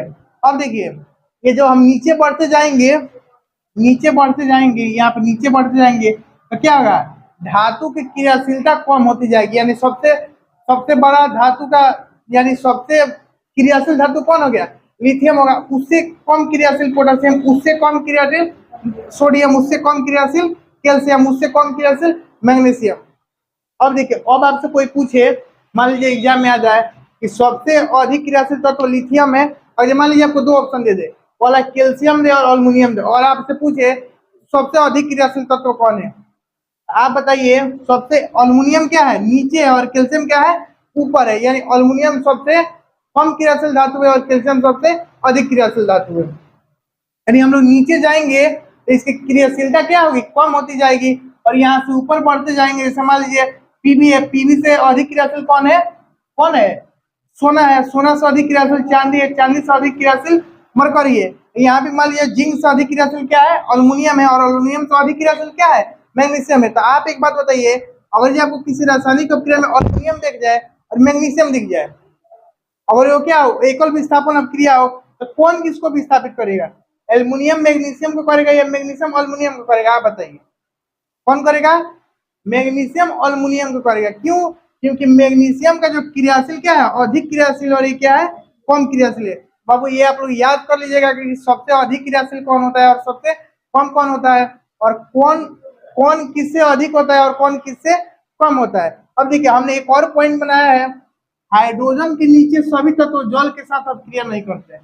तो यहाँ पे बाबू हाइड्रोजन कहाँ है, यहाँ है ना, हाइड्रोजन कहाँ है, यहाँ है। यानी हाइड्रोजन से नीचे जितने भी तत्व, जैसे आपका कॉपर हो गया, Hg हो गया, यानी मरकरी, Ag होगा, Au हो गया, Pb हो गया, यानी कॉपर, मरकरी, चांदी, सोना, प्लेटिनम, ये क्या होते हैं, जल के साथ अभिक्रिया नहीं करते हैं। इसको भी आप लोग क्या करिएगा, ये जो इतने होते हैं, ये क्या है, 1 2 3 4 5, कॉपर आपका, मरकरी हो गया, चांदी हो गया, सोना हो गया, प्लेटिनम हो गया, ये क्या हो गया, ये जल के साथ अभिक्रिया नहीं करते। इसको भी आप लोग पॉइंट में याद रखिए, एग्जाम में ऑब्जेक्टिव में आ सकता है। अब देखिए एक और पॉइंट हमने दिया कि ऊपर वाले तत्व नीचे वाले तत्व को विस्थापित कर सकते हैं। जो ऊपर वाले तत्व, जैसे मान लीजिए सोडियम हो गया, तो सोडियम के नीचे वाला जितने भी तत्व, जैसे लिथियम हो गया, पोटेशियम हो गया, ये सोडियम को क्या कर सकते हैं, विस्थापित कर सकते हैं। लेकिन सोडियम इन दोनों को विस्थापित कर सकता है, नहीं कर सकता है। जैसे मान लीजिए मैग्नीशियम हो गया, अब मैग्नीशियम को आप बताइए कौन कौन विस्थापित कर देता है, इसके ऊपर जितने भी तत्व है। जैसे हम कैल्शियम, इसको क्या कर सकते हैं, विस्थापित कर सकते हैं, यानी रासायनिक अभिक्रिया से उसको दूर हटा सकता है। जैसे मैग्नीशियम को कौन विस्थापित कर सकता है, कैल्शियम कर सकता है, सोडियम कर सकता है, पोटेशियम कर सकता है और लिथियम कर सकता है। अब मान लीजिए बाबू हाइड्रोजन को पूछे कि हाइड्रोजन को कौन कौन सा तत्व एकल विस्थापन अभिक्रिया में हटा सकता है, तो क्या हुआ, हाइड्रोजन से ऊपर जितने भी तत्व हैं वो क्या कर सकते हैं, हाइड्रोजन को हटा सकते हैं। इसे कहने का मतलब यही हुआ कि ऊपर वाले तत्व, जैसे मान लीजिए हमको पता करना है कैल्शियम को कौन कौन हटा सकता है, तो कैल्शियम से ऊपर जितने भी तत्व वो क्या है, अधिक क्रियाशील है, इसलिए इससे कैल्शियम से क्या है, अधिक क्रियाशील है, तो क्या कर सकते हैं, कैल्शियम को कौन कौन से तत्व हटा सकते हैं, सोडियम हटा सकता है, पोटेशियम हटा सकता है और लिथियम हटा सकता है। उसके बाद से परंतु नीचे वाले तत्व ऊपर वाले तत्वों को विस्थापित नहीं कर सकते। यानी कि बाबू इसे कहने का मतलब है, जैसे हम सोडियम है तो सोडियम के नीचे जितने भी तत्व वो क्या है, सोडियम से कम क्रियाशील है, तो बताइए नीचे वाला जितना भी तत्व है, जैसे मान लीजिए अल्युमिनियम सोडियम को विस्थापित कर सकता है नहीं, क्यों, क्योंकि ये कम क्रियाशील है और सोडियम क्या है, उससे ज्यादा क्रियाशील है, तो उसके कहने का मतलब वही है। तो बाबू उम्मीद करते होंगे कि आपको बहुत बढ़िया समझ में आया होगा, इसको नोट करिए और इसको हमेशा याद रखिएगा। अब इसके बाद हम लोग अगले रासायनिक अभिक्रिया प्रकार में चलेंगे, जिसका नाम है द्विविस्थापन अभिक्रिया। इसको आप लोग नोट करिए। अब हम रासायनिक अभिक्रिया का चौथा नंबर प्रकार देखेंगे, क्या है, द्विविस्थापन अभिक्रिया, जिसे हम लोग इंग्लिश में बोलते हैं डबल डिस्प्लेसमेंट रिएक्शन। अब देखिए क्या है, यह वैसा रासायनिक अभिक्रिया जिसमें दो यौगिक आयनों का विनिमय, यानी विनिमय का मतलब क्या हुआ, लेन देन यानी आदान प्रदान करके नए यौगिक का निर्माण करते हैं, उसे द्विविस्थापन अभिक्रिया कहते हैं। यानी देखिए बाबू, जिस रासायनिक अभिक्रिया में दो यौगिक अपने आयनों का क्या करेंगे, आपस में लेन देन करके नया यौगिक का निर्माण करेंगे, उसे हम लोग द्विविस्थापन अभिक्रिया कहेंगे। चलिए एग्जाम्पल के द्वारा इसको समझते हैं। जैसे मान लीजिए क्या है, अच्छा एक बताओ, यौगिक किसे बोलते हैं, दो या दो से अधिक तत्व आपस में मिलकर क्या बनते हैं, यौगिक का निर्माण करते हैं। तो यहाँ पे क्या, एक बताइए, एजी को क्या बोलते हैं, अर्जेंटम, यानी सिल्वर, नाइट्रोजन और ऑक्सीजन, ये तीनों मिलकर क्या बना दिया, एक यौगिक बनाया। और सोडियम और क्लोरीन मिलकर क्या बनाया, एक यौगिक बनाया। तो यहाँ पे क्या कर रहा है, दो यौगिक अपने आयनों का विनिमय करके नए यौगिक का निर्माण करते हैं। तो एक यौगिक आपका ये हो गया AgNO3 और दूसरा यौगिक क्या हो गया, NaCl। तो आप बताइए Ag का मतलब क्या है, ये क्या है, धातु है, धातु क्या होता है, प्लस चिन्ह होता है। NO3 क्या है, गैस है, यानी इसमें माइनस होता है गैस पे। अब देखिए सोडियम क्या है, सोडियम ये धातु है, तो धातु पे क्या होता है, हमेशा प्लस चार्ज होता है, क्लोरीन पे माइनस चार्ज होता है। तो जब इसको हम लोग क्या बोलते हैं, इसको हम लोग बोलते हैं सिल्वर नाइट्रेट। क्या बोलते हैं, सिल्वर नाइट्रेट। जब सिल्वर नाइट्रेट को NaCl यानी सोडियम क्लोराइड के साथ हम आपस में रिएक्शन कराएंगे, तो क्या करेगा, ये जो इसका चार्ज है आपस में क्या करेगा, ये आयनों का आदान यानी आदान प्रदान कर देगा। क्या होगा, आयनों का आपस में आदान प्रदान करके नए यौगिक का निर्माण करेगा। उस प्रकार की अभिक्रिया को हम लोग बोलेंगे द्विविस्थापन अभिक्रिया। देखिए यहाँ पे जैसे हम दिया है AgNO3 और NaCl को हम लोग मिला दिए, तो क्या बना, सिल्वर क्लोराइड और आपका क्या बना, सोडियम नाइट्रेट, सोडियम नाइट्रेट। तो आप बताइए क्या हुआ, आपस में जो आयन है उसको क्या कर लिया, यहाँ पे क्लोरीन है, क्लोरीन क्या कर लिया, सिल्वर के साथ रिएक्शन कर लिया, और ये क्या हुआ, और सोडियम क्या किया, NO3 के साथ रिएक्शन कर लिया। अब सेकंड नंबर एग्जांपल देखिए, यहाँ पे आपका क्या है, सिल्वर नाइट्रेट है और हाइड्रोक्लोरिक एसिड है, ये भी क्या किया, ये दो यौगिक आपस में क्या किया, वो इसके जैसे में आपको पता है, ये क्या किया, ये इससे रिएक्शन कर लिया और ये इससे रिएक्शन कर लिया। अब देखिए वो रिएक्शन कब होता है, प्लस माइनस वाला आपस में रिएक्शन करेगा या माइनस प्लस वाला आपस में रिएक्शन करेगा। तो ये क्या कर लिया, ये इसके आयन से अभिक्रिया करके AgCl बना दिया और ये इसके आयन से अभिक्रिया करके क्या बना दिया, HNO3 बना दिया। तो इसको क्या करिए, आप लोग नोट करिए। अब हम लोग अगले रासायनिक अभिक्रिया के प्रकार की तरफ तो चलिए, अब हम देखेंगे रासायनिक अभिक्रिया के 5 नंबर वाला प्रकार। ये क्या है, ऊष्माक्षेपी एवं ऊष्माशोषी अभिक्रिया, यानी जो रासायनिक अभिक्रिया का जो क्या है 5 नंबर प्रकार है, वो क्या है, ऊष्माक्षेपी एवं ऊष्माशोषी अभिक्रिया, जिसे इंग्लिश में हम लोग बोलते हैं एक्सोथर्मिक एंड इंडोथर्मिक रिएक्शन। तो सबसे पहले हम लोग देख लेते हैं ऊष्माक्षेपी अभिक्रिया किसे कहते हैं, उसके बाद से देखेंगे कि ऊष्माशोषी अभिक्रिया किसे कहते हैं। तो देखिए ऊष्माक्षेपी अभिक्रिया, जिसको इंग्लिश में बोलते हैं एक्सोथर्मिक रिएक्शन। देखिए जिस रासायनिक अभिक्रिया में प्रतिफल के साथ ऊष्मा का उत्सर्जन होता है, उत्सर्जन का मतलब क्या हुआ, निकलना, तो उस प्रकार की अभिक्रिया को ऊष्माक्षेपी अभिक्रिया कहते हैं। यानी कि सिंपल में जिस रासायनिक अभिक्रिया में प्रतिफल के साथ साथ ऊष्मा का उत्सर्जन होता है, यानी प्रतिफल बनेगा लेकिन प्रतिफल के साथ क्या होगा, उष्मा निकलेगा। क्या निकलेगा, उष्मा निकलेगा। तो उस प्रकार की अभिक्रिया को हम लोग क्या कहेंगे, ऊष्माक्षेपी अभिक्रिया कहेंगे। एग्जाम्पल देखिए, जैसे हमने क्या कार्बन और ऑक्सीजन का आपस में मिलाएंगे तो क्या बनेगा, CO2 बनेगा। और CO2 बनने के साथ क्या होगा, उष्मा निकलेगा, यानी उसमें से हीट निकलेगा। तो इस प्रकार के अभिक्रिया को हम लोग क्या कहेंगे, उष्माक्षेपी अभिक्रिया कहेंगे। यहाँ पे मान लीजिए CH4 है और ऑक्सीजन है। CH4 को ऑक्सीजन के साथ हम लोग रिएक्शन कराएंगे तो क्या बनेगा, CO2 और CO2 और इसको क्या बोलते हैं, H2O यानी जल। क्या होगा, कार्बन डाइऑक्साइड बनेगा और H2O यानी जल बनेगा। तो ये क्या हो गया, ये प्रतिफल हो गया। और प्रतिफल के साथ साथ उष्मा का भी इसमें क्या होगा, उत्सर्जन, यानी क्या होगा, आपका जो प्रतिफल बन जाएगा ये CO2 और H2O बन जाएगा। इसको क्या बोलते हैं, जो नए पदार्थ बनते हैं उसे हम प्रतिफल कहते हैं। प्रतिफल बन जाएगा, लेकिन प्रतिफल के साथ साथ क्या होगा, उष्मा का उत्सर्जन होगा। तो इस प्रकार की अभिक्रिया को हम लोग क्या बोलेंगे, उष्माक्षेपी अभिक्रिया। तो इसको आप लोग नोट करिए।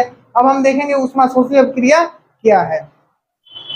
तो चलिए अब हम देखेंगे, हमने तो उष्माक्षेपी देख लिया, अब हम देखेंगे उष्माशोषी अभिक्रिया, जिसको इंग्लिश में बोलते हैं एंडोथर्मिक रिएक्शन। देखिए, जिस रासायनिक अभिक्रिया में उष्मा का अवशोषण होता है उसे उष्माशोषी अभिक्रिया कहते हैं। यानी जिस रासायनिक अभिक्रिया में उष्मा का अवशोषण का मतलब क्या हुआ, जिसमें उष्मा लगता है, तो उस प्रकार की अभिक्रिया को हम लोग उष्माशोषी अभिक्रिया कहते हैं। जैसे यहाँ पे देखिए, नाइट्रोजन, इसको क्या बोलते हैं, नाइट्रोजन और ऑक्सीजन। देखिए, नाइट्रोजन और ऑक्सीजन मिलाएंगे तो वो रिएक्शन नहीं करेगा जब तक उसमें हीट नहीं दे। तो उसमें क्या करेंगे, नाइट्रोजन और ऑक्सीजन में हम लोग हीट देंगे, उसमें क्या करेंगे, हम लोग हीट देंगे तो क्या बन जाएगा, N2 यानी नाइट्रोजन ऑक्साइड बन जाएगा, यानी क्या बन जाएगा, NO बन जाएगा। क्या बन जाएगा, NO। तो आप बताइए, जो रासायनिक अभिक्रिया हो रहा है इसमें क्या हो रहा है, इसमें उष्मा लग रहा है ना, इसमें क्या लग रहा है, इसमें उष्मा देंगे तभी तो ये नया पदार्थ बनेगा। तो इस प्रकार की अभिक्रिया क्या कहेंगे, उष्माशोषी अभिक्रिया। और देखिए, और जिस रासायनिक अभिक्रिया में प्रतिफल तो बनेगा लेकिन उसके साथ उष्मा निकलेगा, क्या होगा, उष्मा निकलेगा, उसे हम लोग उष्माक्षेपी बोलेंगे। और जिस रासायनिक अभिक्रिया में उष्मा का अवशोषण होगा, क्या होगा, उष्मा का अवशोषण होगा, उसे हम लोग क्या बोलेंगे, उष्माशोषी अभिक्रिया। देखिए, नाम से समझिए, उष्माक्षेपी का मतलब क्या होगा, उष्मा निकल रहा है, यानी जिस रासायनिक अभिक्रिया में उष्मा निकलेगा उसे हम लोग क्या कहेंगे, उष्माक्षेपी कहेंगे। और उष्माशोषी का मतलब क्या हुआ, यानी क्या, उसका हाथ। यानी जिस रासायनिक अभिक्रिया में उष्मा का अवशोषण, यानी जिस रासायनिक अभिक्रिया में उष्मा क्या वो अवशोषण करेगा, जो रासायनिक अभिक्रिया, उसे हम लोग क्या बोलेंगे, उष्माशोषी अभिक्रिया। तो इसको आप लोग नोट करिए। अब हम लोग अगला पॉइंट देखेंगे, रासायनिक अभिक्रिया के लास्ट और आखिरी पॉइंट, उसको हम लोग क्या बोलते हैं, उसको हमने क्या लिखवाया था, रेडॉक्स अभिक्रिया। क्या, ऑक्सीकरण अवकरण अभिक्रिया। इसको आप लोग नोट करिए। देखिए, अब हम लोग देखेंगे रासायनिक अभिक्रिया का छठा नंबर प्रकार जो है ऑक्सीकरण अवकरण अभिक्रिया। इंग्लिश में उसको बोलते हैं ऑक्सीडेशन रिडक्शन रिएक्शन। तो सबसे पहले हम लोग देखते हैं क्या, ऑक्सीकरण अभिक्रिया किसे कहते हैं, यानी ऑक्सीडेशन रिएक्शन। देखिए, वैसा रासायनिक अभिक्रिया जिसमें किसी तत्व या यौगिक से ऑक्सीजन का संयोग, यानी ऑक्सीजन का संयोग का मतलब क्या हुआ, जुड़ना, या हाइड्रोजन का निष्कासन होता है, उस प्रकार की अभिक्रिया को हम लोग क्या कहेंगे, ऑक्सीकरण अभिक्रिया। किसी भी रासायनिक अभिक्रिया में क्या होता है, ऑक्सीजन अगर उस रासायनिक अभिक्रिया में जुड़ता है तो उस प्रकार की अभिक्रिया को हम लोग क्या कहेंगे, ऑक्सीकरण अभिक्रिया। क्या कहेंगे, ऑक्सीकरण अभिक्रिया। या जिस प्रकार के अभिक्रिया में क्या होता है, हाइड्रोजन का ह्रास, यानी हाइड्रोजन बाहर निकल जाएगा, उस प्रकार की अभिक्रिया को भी हम लोग क्या कहेंगे, ऑक्सीकरण अभिक्रिया। यहाँ पे देखिए, हमने एग्जाम्पल दिया है, जैसे हमने क्या, कार्बन और ऑक्सीजन को आपस में मिलाएंगे तो क्या बन रहा है, CO2 बन रहा है। तो आप बताइए, कार्बन और ऑक्सीजन की मिला रहते हैं, क्या बना, CO2 बन गया। यानी ऑक्सीजन का संयोग इसके साथ हुआ, कार्बन के साथ हुआ ना ऑक्सीजन का संयोग। तो जिस रासायनिक अभिक्रिया में ऑक्सीजन का संयोग होगा उस प्रकार के रासायनिक अभिक्रिया को हम लोग क्या कहेंगे, ऑक्सीकरण अभिक्रिया। और फिर एक और पॉइंट देखिए, यहाँ पे क्या कर रहा है, हाइड्रोजन का निष्कासन। तो देखिए, यहाँ पे क्या है, हाइड्रोक्लोरिक एसिड HCl, और इसको क्या बोलते हैं, मैग्नीज ऑक्साइड। क्या बोलते हैं, मैग्नी ऑक्साइड। क्या बोलते हैं, Mn को मैग्नीज ऑक्साइड। यहाँ पे हम लोग हाइड्रोक्लोरिक एसिड और मैग्नीज ऑक्साइड को हम लोग आपस में मिलाएंगे। यहाँ पे क्या बन रहा है, मैग्नीज क्लोराइड और H2O यानी वाटर और क्लोरीन गैस क्या हो रहा है, मुक्त हो रहा है। तो आप बाबू बताइए, ये पहले क्या था, क्लोरीन के साथ हाइड्रोजन था, अब क्या हो गया, हाइड्रोजन क्लोरीन से नहीं, यहाँ पे क्या हो गया, ऑक्सीजन के साथ क्या कर लिया, संयोग कर लिया। यानी क्लोरीन क्या किया, हाइड्रोजन को हटा दिया। तो यहाँ पे देखिए, हाइड्रोजन क्या हो गया, ह्रास हो गया। तो इस प्रकार की अभिक्रिया क्या कहेंगे, ऑक्सीकरण अभिक्रिया कहेंगे। यानी देखिए सिंपल भाषा में किसी भी रासायनिक अभिक्रिया में अगर आपको ऑक्सीजन का संयोग दिखे तो उस प्रकार की रासायनिक अभिक्रिया क्या कहेंगे, उसमें ऑक्सीकरण अभिक्रिया। और उसमें और अगर ये किसी रासायनिक अभिक्रिया में आपको हाइड्रोजन का हाथ दिखे या हाइड्रोजन उस अभिक्रिया से निकलता हो तो उस प्रकार के भी अभिक्रिया क्या कहेंगे, ऑक्सीकरण अभिक्रिया कहेंगे। तो इसको आप लोग नोट करिए। अगला पॉइंट देखेंगे अवकरण अभिक्रिया। तो चलिए हमने पहले क्या देख लिया, ऑक्सीकरण अभिक्रिया किसे कहते हैं। अब हम देखेंगे अवकरण अभिक्रिया यानी रिडक्शन रिएक्शन किसे कहते हैं। देखिए वैसा रासायनिक अभिक्रिया जिसमें किसी तत्व या यौगिक के साथ हाइड्रोजन का संयोग या ऑक्सीजन का ह्रास होता है, उस प्रकार की रासायनिक अभिक्रिया को हम क्या कहेंगे, अवकरण रासायनिक अभिक्रिया। अब आइए इसको एक एग्जाम्पल द्वारा समझते हैं। ये बहुत मान लीजिए क्या है, ये रासायनिक अभिक्रिया है यानी रासायनिक संकरण है। और रासायनिक संकरण क्या है, ये रासायनिक अभिक्रिया हो रहा है। तो रासायनिक अभिक्रिया हो रहा है तो इसमें बात ये हाइड्रोजन किसके साथ जुड़ रहा है, क्लोरीन के साथ जुड़ रहा है। तो ये क्या बन गया, हाइड्रोक्लोरिक एसिड, यानी क्लोरीन हाइड्रोजन के साथ मिलकर क्या बना दिया, हाइड्रोक्लोरिक एसिड। तो यहाँ पे क्या बोला है, वैसी रासायनिक अभिक्रिया जिसमें किसी तत्व या यौगिक के साथ हाइड्रोजन का संयोग होता है, हाइड्रोजन का संयोग होता है या ऑक्सीजन का हाथ होता है। देखिए किसी रासायनिक अभिक्रिया में, किसी भी रासायनिक अभिक्रिया में या हाइड्रोजन जुड़ेगा तो उसे हम क्या कहेंगे, अवकरण अभिक्रिया कहेंगे। या ऑक्सीजन का हाथ होगा यानी उस रासायनिक अभिक्रिया से ऑक्सीजन निकलेगा तो उस प्रकार के भी रासायनिक अभिक्रिया को हम लोग क्या कहेंगे, अवकरण अभिक्रिया कहेंगे। तो यहाँ पे बताइए इस अभिक्रिया में आपको क्या दिख रहा है, हाइड्रोजन जुड़ रहा है तो क्या बन रहा है, हाइड्रोक्लोरिक एसिड। तो इस प्रकार की अभिक्रिया को हम लोग क्या कह सकते हैं, अवकरण अभिक्रिया कह सकते हैं। और देखिए यहाँ पे क्या है, इसको क्या बोलते हैं, क्यूप्रिक ऑक्साइड। क्या बोलते हैं, क्यूप्रिक ऑक्साइड। और ये हाइड्रोजन को हम लोग आपस में मिलाते हैं तो क्या बन रहा है, कॉपर बन रहा है और जल बन रहा है। क्या बन रहा है, कॉपर बन रहा है और जल बन रहा है। तो आप बताइए पहले ऑक्सीजन किसके साथ था, कॉपर के साथ था।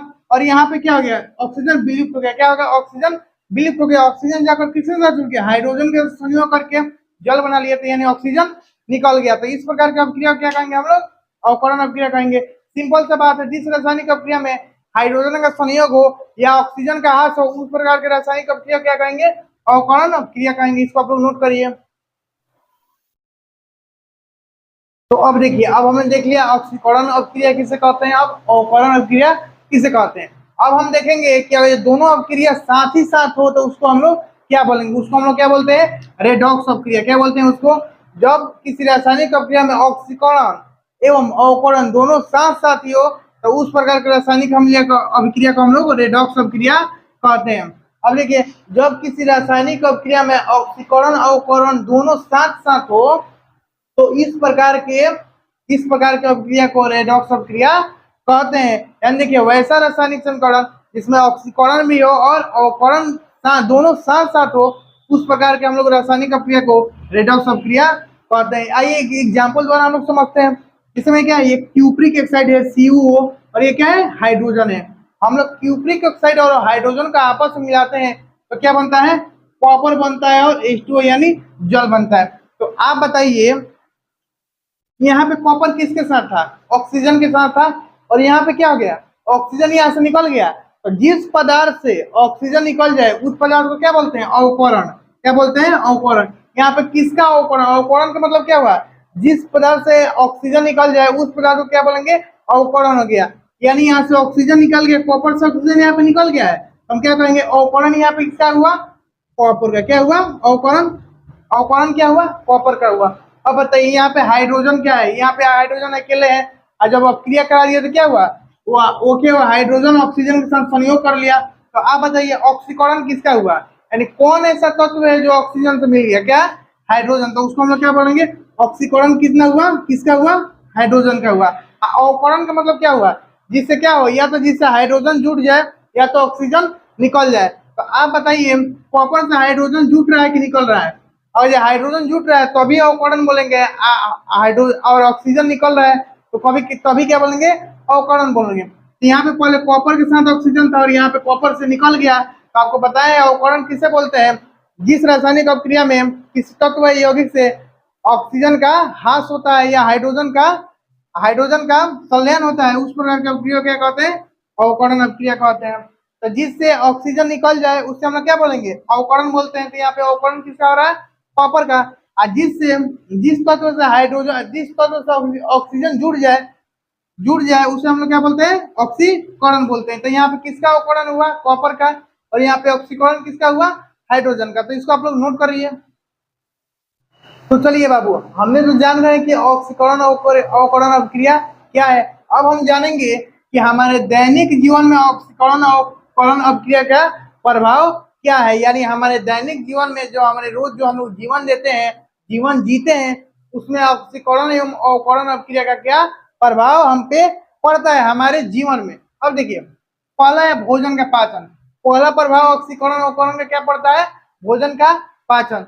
हम लोग क्या करते हैं, भोजन लेते हैं, भोजन में मुख्यतः क्या होता है, कार्बोहाइड्रेट होता है। तो कार्बोहाइड्रेट में जब कार्बोहाइड्रेट का पाचन की क्रिया होती है तो वो किस में बदल जाता है, स्टार्च में बदल जाता है। और जब स्टार्च में बदल जाता है तो फिर स्टार्च टूटकर किस में बदल जाता है, ग्लूकोज में बदल जाता है।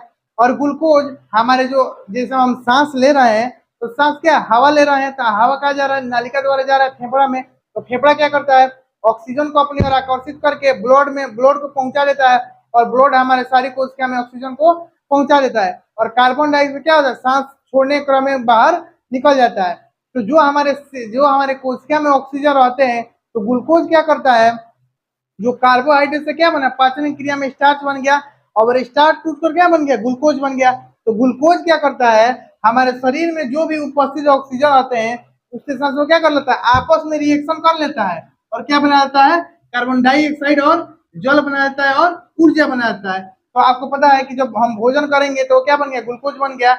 हमारे शरीर में जो ऑक्सीजन होगा उसको क्या कर देगा, रिएक्शन आपस में करके क्या बना देगा, कार्बन डाइऑक्साइड बना देगा, जल बना देगा, और ऊर्जा बना देगा। तो कार्बन डाइऑक्साइड क्या होता है, हम लोग सांस छोड़ने के क्रम में हमारे शरीर में बनेगा, बाहर रह जाता है। हाइड्रोजन यानी जल हमारे शरीर में ऑलरेडी है, रहता है इसी क्रिया द्वारा, और ऊर्जा और एनर्जी बनता है हमारे शरीर में, जिससे हमको क्या होता है, किसी भी कार्य करने की क्षमता मिलती है। यानी कि बाबू आप बताइए, हमारे दैनिक जीवन में ऑक्सीकरण ऑक्सीकरण बहुत बड़ा हम लोग क्या करता है, हेल्प करता है। किस में, भोजन के पचाने में क्या करता है, ऑक्सीजन का बहुत बड़ा हाथ है। यानी उसको क्या बोलते हैं, ऑक्सीजन का हमारे जीवन में क्या है, बहुत ही बड़ा सहयोग है। तो पहला हमने देख लिया दैनिक जीवन में ऑक्सीकरण अवकरण का प्रभाव, इसको आप लोग नोट करिए। अब हम सेकंड देखेंगे कि आखिर ऑक्सीकरण अवकरण का प्रभाव क्या है। तो चलिए अब हम दूसरा प्रकार देखेंगे कि ऑक्सीकरण अवकरण का प्रभाव हमारे दैनिक जीवन में दूसरा क्या है। तो दूसरा आपका भोजन का दुर्गंधित होना, भोजन का दुर्गंधित होना। देखिए आप लोग सभी के घर में खाना बनता होगा, तो आप बताइए जब आप ताजा खाना खाइएगा, जैसे मैं अभी बन के खाना आया हुआ, तो कैसा लगा, उसका स्वाद कैसा लगता है, बढ़िया लगता है। अब आप बताइए, जैसे हम खाना को आप रख दीजिए, उसको किसी भी चीज से मत ढकिए, उसको क्या करिए, 5 घंटा 6 घंटा 7 घंटा के उसको ऐसे ही छोड़ दीजिए। तो कुछ समय बाद आप देखेंगे क्या होगा, खाना से दूर मतलब गंध आने लगेगा, अजीब टाइप का स्मेल आने लगेगा। तो उसको हम क्या बोलते हैं, भोजपुरी में बोलते हैं बासी भोजन। क्या बोलते हैं, यानी बसिया गया, यानी खराब हो गया। उसे हम लोग क्या कहते हैं, भोजन का दुर्गंधित होना, यानी भोजन का बासी हो जाना। क्यों होता है, हम जानेंगे कि भोजन आखिर बासी क्यों होता है। देखिए आपको पता है, जब खाना बनता है तो खाना में क्या होते हैं, वसा और तेल होते हैं। भोजन में हमारे वसा और तेल होते हैं। तो वो क्या करते हैं, हम लोग जब भोजन को कुछ समय के लिए, मतलब काफी समय के लिए खुला छोड़ देते हैं, तो हवा में क्या होता है, ऑक्सीजन। तो वो क्या करते हैं, जो हमारे भोजन में वसा और तेल है, वो क्या करते हैं, हमारा जो एयर है, एयर से जो ऑक्सीजन के साथ संयोग कर लेते हैं। जब ऑक्सीजन के साथ संयोग है तो आपको पता है कि क्या हो रहा है, ऑक्सीकरण हो रहा है। जब वसा और तेल ऑक्सीजन के साथ संयोग कर लेते हैं तो क्या होता है, उसमें से उस भोजन में से क्या होती है, गंध आने लगती है। उसे हम लोग क्या कहते हैं, भोजन का दुर्गंधित होना कहते हैं। यहाँ पे भोजन में उपस्थित वसा और तेल काफी समय के पश्चात वायु के ऑक्सीजन द्वारा ऑक्सीकृत होकर गंध देने लगते हैं। इसे ही हम लोग भोजन का दुर्गंधित होना कहते हैं, यानी भोजन का बासी होना। देखिए अब अगर ये आपसे कोई पूछे कि भोजन बासी क्यों होता है, तो आप कहिएगा हमारे भोजन में मौजूद वसा और तेल, उसको काफी समय के लिए हम खुला छोड़ देंगे तो वो क्या करेगा, हवा से ऑक्सीजन के साथ संयोग करेगा। तो उसमें क्या होगा, भोजन में से हमारे गंध निकलने लगेगी। उसे हम लोग क्या कहते हैं, भोजन का दुर्गंधित होना कहते हैं। चलिए अब तो हम लोग जान गए कि भोजन बासी क्यों होता है, भोजन दुर्गंधित क्यों होता है। तो आप बताइए, इसका तो कुछ तो उपाय होगा जिससे हम भोजन को बचा कर रखें। तो इसको आप लोग नोट करिए। अब अगला टॉपिक में हम लोग देखेंगे कि भोजन को दुर्गंधित होने से कैसे बचाएं। इसको आप लोग क्या करिए, नोट करिए। तो चलिए अब हम जानेंगे कि भोजन का दुर्गंधित होने से कैसे बचा, हम अपने भोजन को बासी होने से कैसे बचा सकते हैं। उसका क्या है, 3 उपाय है। पहला क्या है, वसा युक्त भोजन में एक विशेष प्रकार का पदार्थ जिसे एंटीऑक्सीडेंट कहते हैं मिला देने से भोजन का ऑक्सीकरण रुक जाता है। आप बताइए बाबू, जब भोजन का ऑक्सीकरण नहीं होगा, जब भोजन के साथ ऑक्सीजन का संयोग नहीं होगा तो उसमें से दुर्गंध नहीं निकलेगा, यानी भोजन हमारा बासी नहीं होगा। तो हम लोग क्या करते हैं, वसा युक्त भोजन में क्या करते हैं, एक विशेष प्रकार का एंटीऑक्सीडेंट मिला देते हैं। क्या उसको बोलते हैं, एंटीऑक्सीडेंट। किससे बना होता है, सिट्रिक अम्ल और लेसिथिन से बना होता है। और जो हम लोग वसा युक्त भोजन में हम लोग मिला देंगे तो क्या हो जाएगा, भोजन का ऑक्सीकरण रुक जाएगा, जिससे हमारा भोजन क्या होगा, दुर्गंधित नहीं होगा। देखिए ये बाबू एग्जाम में आपका क्वेश्चन आता है कि भोजन को दुर्गंधित होने से बचाने के लिए किस पदार्थ का उपयोग किया जाता है। तो आप लोग क्या कहिएगा, एंटीऑक्सीडेंट। क्या कहिएगा बाबू, एंटीऑक्सीडेंट। और एंटीऑक्सीडेंट का प्रयोग किया जाता है। अब देखिए दूसरा तरीका क्या है, घरों में भोजन को रेफ्रिजरेटर यानी क्या होता है, फ्रीज, यानी घरों में हम लोग भोजन को फ्रिज में रखकर क्या सकते हैं, उसके ऑक्सीकरण को रोक सकते हैं। क्यों, क्योंकि फ्रिज में बंद कर देंगे तो फ्रिज में तो ऑक्सीजन जाएगा नहीं, ना हवा जाएगा ना ऑक्सीजन जाएगा, तो क्या होगा, हमारा भोजन क्या होगा, दूषित नहीं होगा।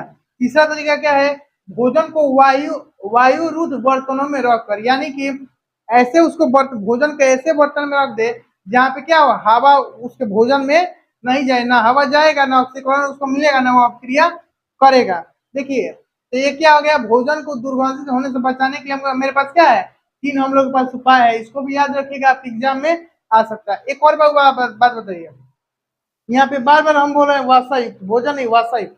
वासायुक्त का मतलब क्या हो गया, आपने अपने घरों में देखा है जो तेल से चीज बनी होती है ना वो जल्दी खराब होता है। क्या होता है, जल्दी खराब होता है। यानी वसायुक्त क्या है, सबसे जल्दी खराब कौन भोजन होता है, वसायुक्त। और जो बिना तेल का बना होता है वो क्या होता है, जल्दी खराब उतना नहीं होता। जैसे हम सब्जी बनाए हैं, सब्जी को आप क्या करिए, रात में वैसे ही छोड़ के रख दीजिए, सुबह में मरुआ जाएगा, यानी उसको क्या बोलते हैं, खराब हो जाएगा। क्यों, क्योंकि उसमें क्या है, वसा था, उसमें तेल था। और रोटी, रोटी उतना जल्दी क्या होता है, उतना जल्दी दुर्गंधित नहीं होता। इसको आप लोग क्या करिए, इसको नोट करिए। अब इसके आगे हम लोग देखेंगे दैनिक जीवन में और भी ऑक्सीकरण और उपकरण का क्या क्या प्रभाव है, इसको आप लोग नोट करिए। और तीसरा क्या है, संक्षारण, यानी हमारे दैनिक जीवन में ऑक्सीकरण और उपकरण का प्रभाव क्या है। तीसरा नंबर क्या है, संक्षारण। देखिए संक्षारण क्या होता है, आपने कभी बाबू देखा है, लोहा देखा होगा, आप सभी लोग के घर में कहीं लोहा लगा होगा। आप जैसे मान लीजिए आप दुकान से किन कर लोहा बनवा कर लेकर आए, और उसको आप क्या करिएगा, उसको पेंट वेंट वगैरह मत करिएगा, उसको ऐसा ही अपने घर में लगा दीजिएगा। कुछ दिन बाद देखिएगा क्या होगा, उसमें क्या हो जाएगा, मूर्छा धरने लगा, भोजपुरी में जिसको बोलते हैं, उसमें क्या होगा, ब्लैक ब्लैक क्या होगा, पपड़ी टाइप का छोड़ने लगेगा उस लोहा में से। उसी को हम लोग क्या बोलते हैं, लोहा में जंग लगे, यानी लोहे का संक्षारण हो गया। यानी क्या हो गया, लोहे का संक्षारण हो गया। तो आप बताइए, आप लोग को पता होगा कि लोहा आप लोग लाते हैं तो उसको क्या करते हैं, जंग लगने से बचाने के लिए क्या करते हैं, उसको क्या करते हैं आप लोग, पेंट करते हैं। क्या करते हैं, पेंट करते हैं। देखिए संक्षारण का मतलब यही हुआ, जब कोई धातु आर्द्रता वायु यानी कम वायु, जब कोई धातु आर्द्रता वायु पानी अम्ल आदि के संपर्क में आता है तब वह धातु संक्षारण हो जाता है। यानी वो संक्षारण किसमें होता है, हमेशा धातु में होता है। क्या होता है, हमेशा धातु में होता है। यानी कि जब किसी धातु को हम लोग वायु के, जब कोई धातु वायु के संपर्क में रहेगा या पानी या अम्ल के संपर्क में रहेगा तो वह क्या करता है, उससे अभिक्रिया करके क्या हो जाता है, संक्षारण होता है। उसे हम लोग क्या बोलते हैं, संक्षारण बोलते हैं। एग्जाम्पल में देखिए, लोहे पर जंग लगना, यानी आप क्या करिए, लोहा लाइए दुकान से खरीद कर, तो आपके घर में छड़ लगा होगा, कॉलम में जो लगता है उसमें आप देखिएगा, उसमें पपड़ी टाइप का थोड़ा थोड़ा लगता है, ब्लैक पार्टिकल निकलने। क्या होता है, लोहा उसे थोड़ा थोड़ा लगता है, ये ब्लैक टाइप का हो जाता है। पहले नया में कैसा था, दूसरा था, अब क्या हो जाएगा, धीरे धीरे काला होता जाएगा। तो क्या हो गया, वो आयरन ऐसे ही हवा में था, हवा से क्या किया, हवा से ऑक्सीजन के संपर्क में आकर, और थोड़ा थोड़ा मान लीजिए पानी होता है, पानी भी वायु में तो रहता है, थोड़ा आर्द्र पानी यानी कम मात्रा में, तो उसी से क्या करता है, और अपने में रासायनिक अभिक्रिया करके क्या बन जाता है, लोहे का जंग लग जाता है। उसी को हम लोग क्या बोलते हैं, संक्षारण बोलते हैं। तो देखिए संक्षारण से बचने का उपाय, हम लोग लोहा को बचने के लिए क्या करते हैं, उसके उसको क्या कर देते हैं, पेंट कर देते हैं। क्या करते हैं, पेंट कर देंगे। जब हम मान लीजिए लोहा है, इसको पेंट कर देंगे तो इसका जो सतह क्या हो गया, अब तो अंदर चल गया। अब तो यहाँ पे वायु रहेगा, तो वायु के ऊपर क्या है, इस छड़ के ऊपर क्या है, पेंट का सतह है। तो वायु तो छड़ के पार्टिकल से यानी सतह से नहीं टकराएगा, नहीं टकराएगा, ना लोहे का संक्षारण होगा, या लोहे को नहीं जंग लगेगा। अब देखिए चांदी पर काली परत, क्या होगा बाबू, चांदी पर काली परत। देखिए बाबू महिलाएं होती है या लड़कियां होती है क्या करती है, पायल पहनती है। तो आपने कभी देखा होगा कि क्या हो गया, बहुत दिन बाद क्या होगा, वो जो पायल जो चांदी होता है पहनती है लोग, क्या होगा वो क्या होने लगता है, काला होने लगता है। क्या होने लगता है, काला होने लगता है। आप देखिएगा घर पे आप लोग को होगा, क्या होता है कुछ दिन बाद क्या होता है, वायु पानी के संपर्क में आकर क्रिया करके क्या बनता है, वो काला होने लगता है, उसमें कुछ परत जम जाता है। हम लोग क्या कहेंगे, वायु का क्या, चांदी का क्या होगा, संक्षारण हो गया। क्या हो गया, चांदी का संक्षारण हो गया। तीसरा देखिए तांबे पर हरी परत। देखिए बाबू पहले तांबे का बर्तन आता था, अभी भी आप लोग के घर में होगा, आप कभी देखिएगा कि तांबे के बर्तन को हम लोग ऐसे ही रख देंगे ना, उसको बिना ढक के, तो कुछ दिन बाद क्या होगा, उसमें हरी परत चढ़ जाएगी। क्या हो जाएगी, हरी परत चढ़ जाएगी, तो हम लोग क्या बोलेंगे, तांबे का संक्षारण हो गया। तो ये रहा आपका संक्षारण किसे कहते हैं, संक्षारण क्या होता है, इसको इसको आप लोग नोट करिए। हम लोग चौथा टॉपिक क्या है, दहन की क्रिया, यानी दहन की क्रिया को हम लोग क्या बोलते हैं, कंब्यूशन बोलते हैं। देखिए दहन की क्रिया का मतलब क्या हुआ, जैसे मान लीजिए कोई चीज हम लोग जलाते हैं, जैसे लकड़ी हो गया, लकड़ी को हम लोग जलाते हैं, तो देखिए अगर ये लकड़ी अगर जो वायु के संपर्क में नहीं रहेगा तो क्या होगा, वो नहीं जलेगा। क्या होगा, वो नहीं जलेगा। इसको आप लोग याद रखिएगा। तो ऑक्सीकरण और अपरण के बिना दहन की क्रिया नहीं होती। यानी दहन का मतलब क्या हुआ है, कोई भी वस्तु जल रहा है तो जलने की प्रक्रिया क्या कहेंगे हम लोग, दहन कहेंगे। इसको नोट करिए। अब अगला टॉपिक हम लोग पढ़ेंगे। चलिए अभी तक हमने क्या पढ़ा, रासायनिक अपक्रिया के प्रकार पढ़ा। रासायनिक अपक्रिया कितने प्रकार की होती है, 6 प्रकार की, सभी को हमने पढ़ लिया। तो हम लोग नेक्स्ट टॉपिक पढ़ेंगे, इसका नाम क्या होगा, दहन। उसको इंग्लिश में बोलते हैं कम्ब्यूशन। क्या बोलते हैं, कम्ब्यूशन। आप लोग क्या करिएगा, नेक्स्ट टॉपिक बनाइएगा, ये क्या है, दहन, जिसको बोलते हैं हम लोग कम्ब्यूशन। अब चलिए हम लोग देखते हैं कि आखिर दहन क्या होता है। किसी पदार्थ के ऑक्सीजन में जलने पर ऊष्मा और प्रकाश उत्पन्न होते हैं, जलने की इस प्रक्रिया को दहन कहते हैं। जलने की इस प्रक्रिया को दहन कहते हैं। यानी कि बाबू कोई पदार्थ ऑक्सीजन की उपस्थिति में जलेगा, कोई पदार्थ हो क्या होगा, ऑक्सीजन की उपस्थिति में जलेगा, और क्या करेगा, ऊष्मा और प्रकाश उत्पन्न करेगा। और क्या करेगा, ऊष्मा और प्रकाश उत्पन्न करने का। तो जलने की इसी क्रिया को हम लोग क्या बोलते हैं, दहन बोलते हैं। जलने की इसी क्रिया क्या बोलते हैं हम लोग, दहन बोलते हैं। आइए कि एग्जाम्पल द्वारा समझते हैं। जैसे बाबू क्या है, कार्बन।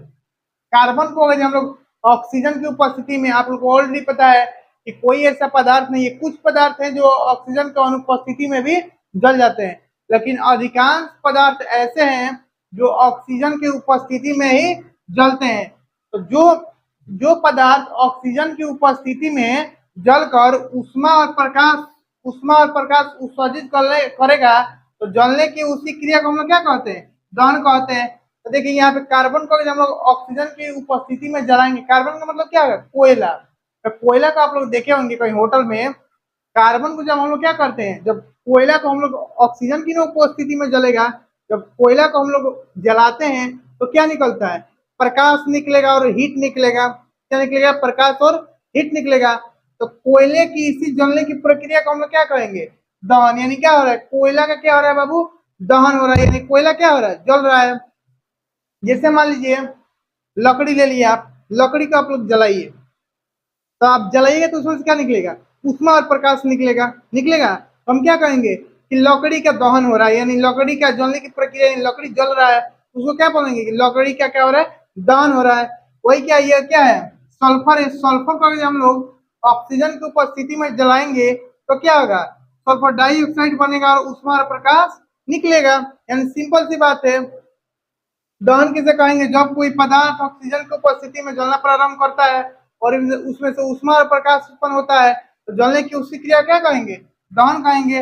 अब देखिए दहनशील पदार्थ क्या होते हैं, यानी दहनशील किसे बोलेंगे, दहन में जो पदार्थ जलता है। यानी आप बताइए जो पदार्थ जलेगा, जैसे में आपका लकड़ी हो गया, लकड़ी हो गया, कोयला हो गया, ये सब क्या है, मतलब जो पदार्थ जलेगा, जो पदार्थ जलता है उसे क्या बोलते हैं, दहनशील पदार्थ बोलते हैं।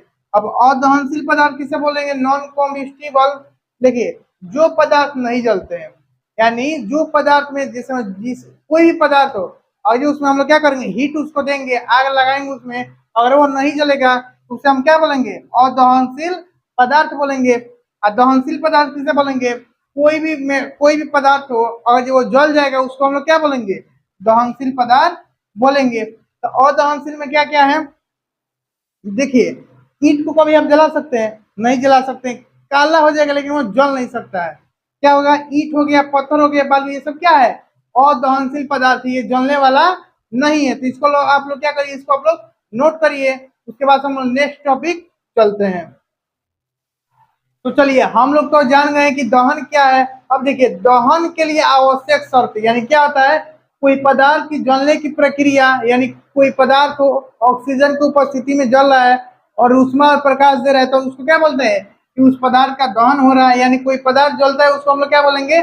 उस पदार्थ का दहन हो रहा है। देखिए, अब दहन के लिए आवश्यक शर्त है, मतलब कि कोई पदार्थ है, क्या है? कोई पदार्थ है, वो जलने वाला नहीं। जैसे बालू था, बालू क्या है? अदहनशील पदार्थ है।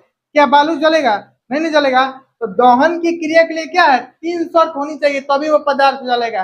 पहला क्या होगा? कि वो पदार्थ दहनशील होना चाहिए। क्या क्या होना चाहिए? दहनशील। दहनशील का मतलब क्या हुआ? यानी जो पदार्थ जलता है उसको हम लोग क्या बोलते हैं? दहनशील पदार्थ बोलते हैं। यानी दहन के लिए आवश्यक 3 शर्तें होना चाहिए। पहला, दहनशील पदार्थ की उपस्थिति। दहन की क्रिया तभी होगी जब वो पदार्थ दहनशील होगा, यानी वो जलने वाला होगा। दूसरा कंडीशन, दहन के पोषक पदार्थ की उपस्थिति। यानी कि दहन का मतलब क्या हो? दोहन के पोषक, यानी जिस वस्तु का हम लोग दहन करेंगे तो क्या होना चाहिए? उस वस्तु के पोषक पदार्थ क्या है? हवा और ऑक्सीजन होना चाहिए, तभी तो वो पदार्थ जलेगा, तभी तो दहन होगा। और तीसरा क्या होना चाहिए? ज्वलन ताप की प्राप्ति। यानी मान लीजिए कोई दहनशील पदार्थ को हमको जलाना है, तो मान लीजिए लकड़ी है। अब लकड़ी को थोड़ा सा माचिस से बार कर जलाएंगे तो क्या लकड़ी जलते रहेगा? पूरा लकड़ी जलेगा? नहीं जलेगा। लकड़ी, मान लीजिए कोई लकड़ी ले लिया, माचिस वाली है, उसको जलेगा, जलेगा लेकिन बहुत ज्यादा टाइम लगेगा, जलियो नहीं पाएगा। यानी क्या होगा? उसका ज्वलन ताप की प्राप्ति, यानी कम से कम उसको जिस न्यूनतम ताप पर वो जलना प्रारंभ करता है, जो भी वस्तु हो, सबका वस्तु क्या होता है? ज्वलन ताप अधिक, मतलब अलग अलग रहता है। तो जो भी पदार्थ को हमको जलाना होगा तो क्या चाहिए हमको? उसका ज्वलन ताप, मतलब ज्वलन ताप की प्राप्ति, यानी वो जिस न्यूनतम ताप पर जलना प्रारंभ करता है, कम से कम उतना टेम्परेचर हमको उस पदार्थ को देना पड़ेगा। तो इसको आप लोग क्या कर लीजिए, अगर जब एग्जाम में आ जाए कि दहन के लिए आवश्यक शर्तें, तो आप लोग क्या करिए? तीनों पॉइंट को लिख लीजिएगा, इसको नोट करिए। लोग क्या देखेंगे? नेक्स्ट टॉपिक देखेंगे। नेक्स्ट टॉपिक आपका है मोमबत्ती की ज्वाला, यानी कैंडल फ्लेम। ये क्या है? यानी कैंडल फ्लेम, यानी क्या है? मोमबत्ती की ज्वाला क्या है? तो देखिए, मोमबत्ती एक दहनशील पदार्थ है। हमने आप अभी आपको बताया कि दहनशील पदार्थ किसे कहते हैं? जो पदार्थ वायु की उपस्थिति में जल जाए उसे क्या कहते हैं? दहनशील पदार्थ कहते हैं। या जो पदार्थ जलने वाला है उसे क्या बोलते हैं? दहनशील पदार्थ है। तो मोमबत्ती एक दहनशील पदार्थ है। आप लोग को पता है कि मोमबत्ती जलता है तो क्या कहेंगे? दहनशील पदार्थ है। जो मोम का बना होता है, बाबू मोमबत्ती देखिए आपके ऑब्जेक्टिव में आ सकता है कि मोमबत्ती किसका बना होता है? मोम का बना होता है। मोम हाइड्रोकार्बन का बना होता है। मोम हाइड्रोकार्बन का बना होता है। देखिए, मोमबत्ती किसका बना होता है? मोम का बना होता है। और मोम किसका बना होता है? हाइड्रोकार्बन का बना रहता है। ये 2 पॉइंट आप याद रखिएगा। उसके बाद देखिए, मोमबत्ती को जलाने पर, जब हम लोग मोमबत्ती को जलाते हैं, मोम पिघल कर बत्ती में ऊपर चढ़ता है। यानी देखिए बाबू, क्या करते हैं? जब हम लोग क्या करते हैं, आपको मोमबत्ती को हम लोग जलाते हैं तो क्या होता है? मोम पिघल कर क्या होता है? बत्ती के ऊपर चला जाता है। क्या होता है? मोम पिघल कर क्या होता है? बत्ती के ऊपर चला जाता है। कुछ नीचे भी गिरते हैं और कुछ क्या करते हैं? ऊपर जाते हैं, ऊपर चढ़ता है तथा वाष्प में परिवर्तित हो जाता है। क्या होता है? वाष्प में परिवर्तित हो जाता है।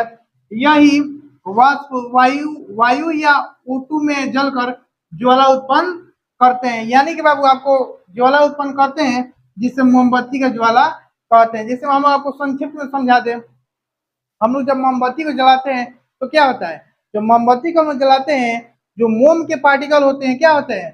जो मोमबत्ती मोम मोम क्या होता है? जैसे हम देखिए, हम आपको संक्षिप्त में समझा दें, जब मोमबत्ती को हम लोग जलाते हैं तो मोम क्या होता है? मोम टेम्परेचर से क्या होता है? पिघलना शुरू करता है और क्या करता है? बत्ती के ऊपर चला जाता है। क्या होता है बाबू? बत्ती के ऊपर क्या होता है? चला जाता है। क्या होता है? चला जाता है। और क्या करता है? ऑक्सीजन और वायु के संपर्क में आकर वाष्प में बदलने लगता है। और ऑक्सीजन और वायु के संपर्क में और क्या करता है? जलने लगता है। क्या होता है? या जलकर ज्वाला उत्पन्न करता है। यानी जलने लगता है, क्या होगा? ज्वाला उत्पन्न होगा। उसी को हम लोग क्या बोलते हैं? मोमबत्ती का ज्वाला बोलते हैं। तो आप लोग क्या करिए? इसको नोट करिए। उसके बाद से हम जानेंगे, तो उसके बाद से हम लोग पढ़ेंगे मोमबत्ती की ज्वाला की बनावट। इसको आप लोग क्या करिए? पहले नोट करिए कि मोमबत्ती की ज्वाला की बनावट, यानी हमने पहले पढ़ा कि मोमबत्ती की ज्वाला क्या है। अब हम पढ़ेंगे कि मोमबत्ती की ज्वाला कितने तरह की होती है या मोमबत्ती की ज्वाला की बनावट कैसे होता है। तो देखिए, तो आइए एक हम माचिस के तीलों को हम मार कर देखते हैं। देखिए, आपको एग्जाम्पल द्वारा हम समझाते हैं। जैसे हम देखिए, हमने माचिस को तीली बार दिया, अब देखिए ये जल रहा है। तो आप बताइए बाबू, इसमें 3 क्षेत्र दिख रहा है आपको। नीचे वाला का भाग कैसा दिख रहा है आपको? अभी माचिस को जला कर देखिएगा, नीचे वाला कैसा दिख रहा है? ब्लू दिख रहा है, बीच वाला थोड़ा काला टाइप का, और ऊपर वाला कैसा दिख रहा है बाबू? पीला टाइप का। क्या दिख रहा है ऊपर वाला? पीला टाइप का। इसी को हम लोग क्या बोलते हैं? ये क्या है? ये माचिस की तीली की ज्वाला की क्या है? यह बनावट है। और हम लोग क्या पढ़ रहे हैं? जो आपका होता है मोमबत्ती की ज्वाला की बनावट। अब हम देखेंगे मोमबत्ती की ज्वाला की मुख्यतः 3 भाग है। तो पहला भाग देखेंगे केंद्रीय मंडल। देखिए, केंद्रीय मंडल क्या होता है? हमने यहाँ पे क्या कर दिया? मोमबत्ती बना दिया। यह नीला होता है। जो केंद्रीय मंडल होता है, जो मोमबत्ती की ज्वाला का क्या होता है, जो क्या होता है, पहला भाग है, वो क्या है? केंद्रीय मंडल है। तो केंद्रीय मंडल क्या होता है? केंद्रीय मंडल जो होता है वो क्या होता है? वो नीला होता है। क्या होता है? नीला होता है। यह अदहन वाला क्षेत्र होता है, यानी इसमें दहन की क्रिया नहीं होती। तो जब आपको पता है कि जब इसमें दहन की क्रिया नहीं होती, उसका क्या होगा? टेम्परेचर कम होगा। ज्वाला की इस क्षेत्र का तापमान सबसे कम होता है। ज्वाला के इस क्षेत्र का क्या होता है? ताप सबसे कम होता है। देखिए, ये बहुत इंपॉर्टेंट है। आपके ऑब्जेक्टिव जो आपका एग्जाम होगा क्लास 10 का, उसमें ऑब्जेक्टिव भी अभी दे सकता है कि मोमबत्ती के ज्वाला की किस मंडल या किस भाग का तापमान कम होता है। तो आप क्या कहिएगा? केंद्रीय मंडल का तापमान क्या होता है? कम होता है। इस क्षेत्र में दिया सलाई की तीली ले जाने पर तीली नहीं जलती है। यानी बाबू देखिए, मोमबत्ती ले लीजिएगा, मोमबत्ती, और केंद्रीय मंडल में उसको आप तीली भी लेकर जाइएगा ना, तो तीली वहां पे नहीं जलेगा। तो इसको आप लोग नोट करिए। इसके बाद हम देखेंगे प्रकाशमान मंडल क्या है और प्रकाशहीन मंडल क्या है। इसको आप लोग क्या करिए? नोट करिए। देखिए, अब हम जानेंगे क्या? मोमबत्ती के ज्वाला की जो दूसरा पार्ट है, दूसरा भाग है, उसको हम लोग जानेंगे। दूसरा भाग क्या है बाबू? प्रकाशमान मंडल। तो चलिए हम देखते हैं कि प्रकाशमान मंडल किसे कहते हैं। इसमें पीला प्रकाश निकलता है। प्रकाश मंडल, जो प्रकाश मंडल है मोमबत्ती के ज्वाला की जो दूसरा भाग है, उसे क्या बोलते हैं? प्रकाशमान मंडल। इसका रंग कैसा होता है? इसमें से कौन सा प्रकाश निकलता है? पीला कलर का प्रकाश निकलता है। यह ज्वाला का सबसे बड़ा भाग होता है। ठीक है बाबू, ये सब मोमबत्ती के ज्वाला की बनावट की जो भी इसमें हम लोग पढ़ेंगे, उसको आप लोग हमेशा याद रखें, क्योंकि ऑब्जेक्टिव में इसी में से अधिकतर आता है। पूछ सकता है कि मोमबत्ती के ज्वाला की कौन सा ऐसा भाग है जिसका रंग पीला होता है? तो क्या कहिएगा? प्रकाशमान मंडल कहिएगा। और अभी पूछिए कि मोमबत्ती के ज्वाला की बनावट की सबसे बड़ा भाग क्या होता है? तो क्या कहिएगा? प्रकाशमान मंडल क्या होता है? वो सबसे बड़ा भाग होता है। तीसरा क्या है? इसमें ऑक्सीजन की पर्याप्त पूर्ति के कारण मोम के वाष्प का अपूर्ण दहन होता है। यानी प्रकाशमान मंडल में ऑक्सीजन पर्याप्त मात्रा में क्या होता है? रहता है, जिससे मोम के वाष्प का अपूर्ण दहन होता है। यह भी क्या है? बहुत इंपॉर्टेंट है। आपसे पूछ दे कि मोमबत्ती के ज्वाला में किस भाग में मोम का अपूर्ण दहन होता है? मोम का अपूर्ण दहन होता है तो क्या होगा? आपका प्रकाश मंडल में क्या होता है? मोम के वाष्प का क्या होता है? मोम के वाष्प का अपूर्ण दहन होता है। तो इसको नोट करिए। अब हम तीसरा पढ़ेंगे प्रकाशहीन मंडल। देखिए, अब हम लोग क्या देखेंगे? अब हम लोग द्रवित पेट्रोलियम गैस, यानी ये न्यू टॉपिक हम लोग देखेंगे। यह टॉपिक आपके जो रसायन शास्त्र का पहला चैप्टर है उसका क्या है? ये लास्ट टॉपिक है। इसका टॉपिक का क्या नाम है? द्रवीभूत पेट्रोलियम गैस, जिसको हम लोग इंग्लिश में क्या बोलते हैं? लिक्विफाइड पेट्रोलियम गैस, जिसका शॉर्ट फॉर्म क्या होता है? एलपीजी होता है।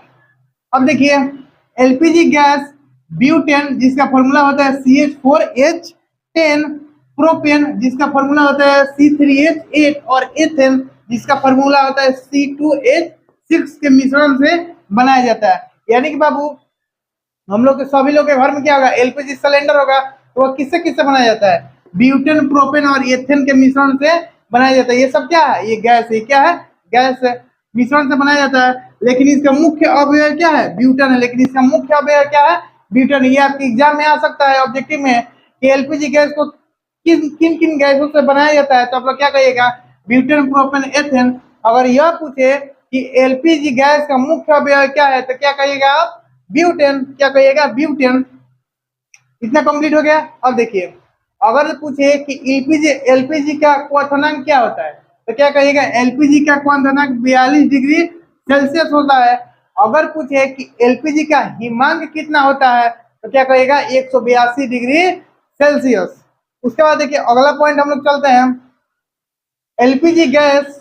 एलपीजी गैस का यहाँ पे लिखिएगा, क्या नहीं रहेगा, एलपीजी गैस रंगहीन एवं गंधीय गैस है। एलपीजी गैस क्या है बाबू, रंगहीन एवं गंधीय गैस है। मतलब यह हुआ कि एलपीजी गैस का आप कभी रंग देखे हैं, उसमें क्या होता है, रंग नहीं होता है और गंध होता है। क्या है, एलपीजी गैस रंगहीन एवं गंधीय गैस, यानी कि एलपीजी में एलपीजी का रंग, एलपीजी गैस का रंग नहीं होता है, उसमें क्या होता है, गंध होता है। अब देखिए उसमें गंध क्यों मिलाया जाता है, हमारे सुरक्षा के लिए उसमें गंध मिलाया जाता है। तो आप कहिएगा कि सर कैसे सुरक्षा करेंगे हम लोग गैस गंध मिलाकर, तो देखिए आप बात बताइए, मान लीजिए हम लोग घर में एलपीजी है, अगर जो उसमें गंध नहीं रहता तो वो लीक करता, तो हमको पता चलता कि गैस निकल रहा है। हम लोग मान लीजिए जाते गैस भरने, बस क्या होता है, ब्लास्ट कर जाता, पूरा सिलेंडर में ये आग धर लेता। इसलिए क्या करते हैं, जब उसको गैस को बनाया जाता है तो उसमें क्या किया जाता है, पूरा गंध डाल दिया जाता है। क्या कर दीजिए, गंध डाल दिया जाता है, जिससे मान लीजिए एलपीजी में से अगर मान लीजिए गैस निकलेगा तो क्या होगा, वो वायु में परत बना लेता है। जो गंधीय गैस होता है एलपीजी में, वो क्या करता है, एलपीजी निकलता है तो उसके साथ साथ निकलता है और वायु में क्या होता है, एक परत जमा लेता है, जिससे हमको महसूस होता है, पास जाते हैं तो कि हाँ गैस निकल रहा है। तो वही यहाँ पे क्या हो रहा है, इसके अंदर गंधक मिलाया जाता है, जिससे गैस का रिसाव होने पर वायु के नीचे इकट्ठी हो जाती है। वायु के नीचे वो गैस गंध क्या होती है, इकट्ठी हो जाती है। इससे सुरक्षा के लिए गंदा गैस मिश्रण किया जाता है। अगर देखिए आप बाबू, आपको ये भी एग्जाम में पूछ दे कि एलपीजी गैस में गंदा गैस क्यों मिलाया जाता है, तो उसका आंसर क्या करिएगा, आप लोग यहाँ से यहाँ तक लिख दीजिएगा। तो इसको बाबू आप लोग उतार लीजिए, और यहीं पे आपका क्या होता है, आपका जो पहला चैप्टर है यहीं पे टॉपिक आपका, यानी पहला चैप्टर आपका यहीं पे समाप्त होता है। तो इसको आप लोग क्या करिए, उतार लीजिए।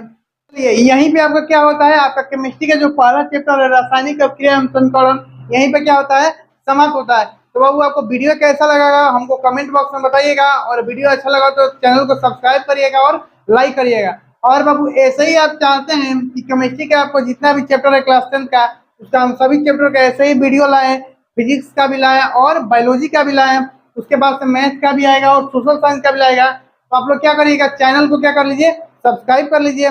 और प्रतिदिन हम क्या करेंगे, साइंस में जितने भी जैसे आपका सब्जेक्ट हो गया, फिजिक्स हो गया, केमिस्ट्री हो गया, बायो हो गया, सभी चैप्टर का हम क्या करेंगे, वीडियो लाएंगे। और आपको वीडियो कैसा लगा कमेंट बॉक्स में हमको बताइएगा। और वीडियो अच्छा लगा तो क्या करिएगा बाबू, अपने दोस्तों के पास शेयर करिएगा। तो चलिए बाबू इसको क्या कर लीजिए, जितना भी हमने पढ़ा है उसको क्या करिए, कॉपी में बढ़िया से नोट्स बना लीजिएगा, जिससे एग्जाम आपका पास आएगा तो रिवीजन करने में तैयारी होगी। रिवीजन करने में क्या होगी बाबू, आसानी होगी आपको। तो क्या करिए, अगर ये आपको वीडियो अच्छा लगा हो तो अपने दोस्तों के पास भी शेयर करिएगा। तब तक के लिए हमने जो पढ़ाया है उसको पढ़िए। मिलते हैं फिर से एक नए वीडियो को लेकर।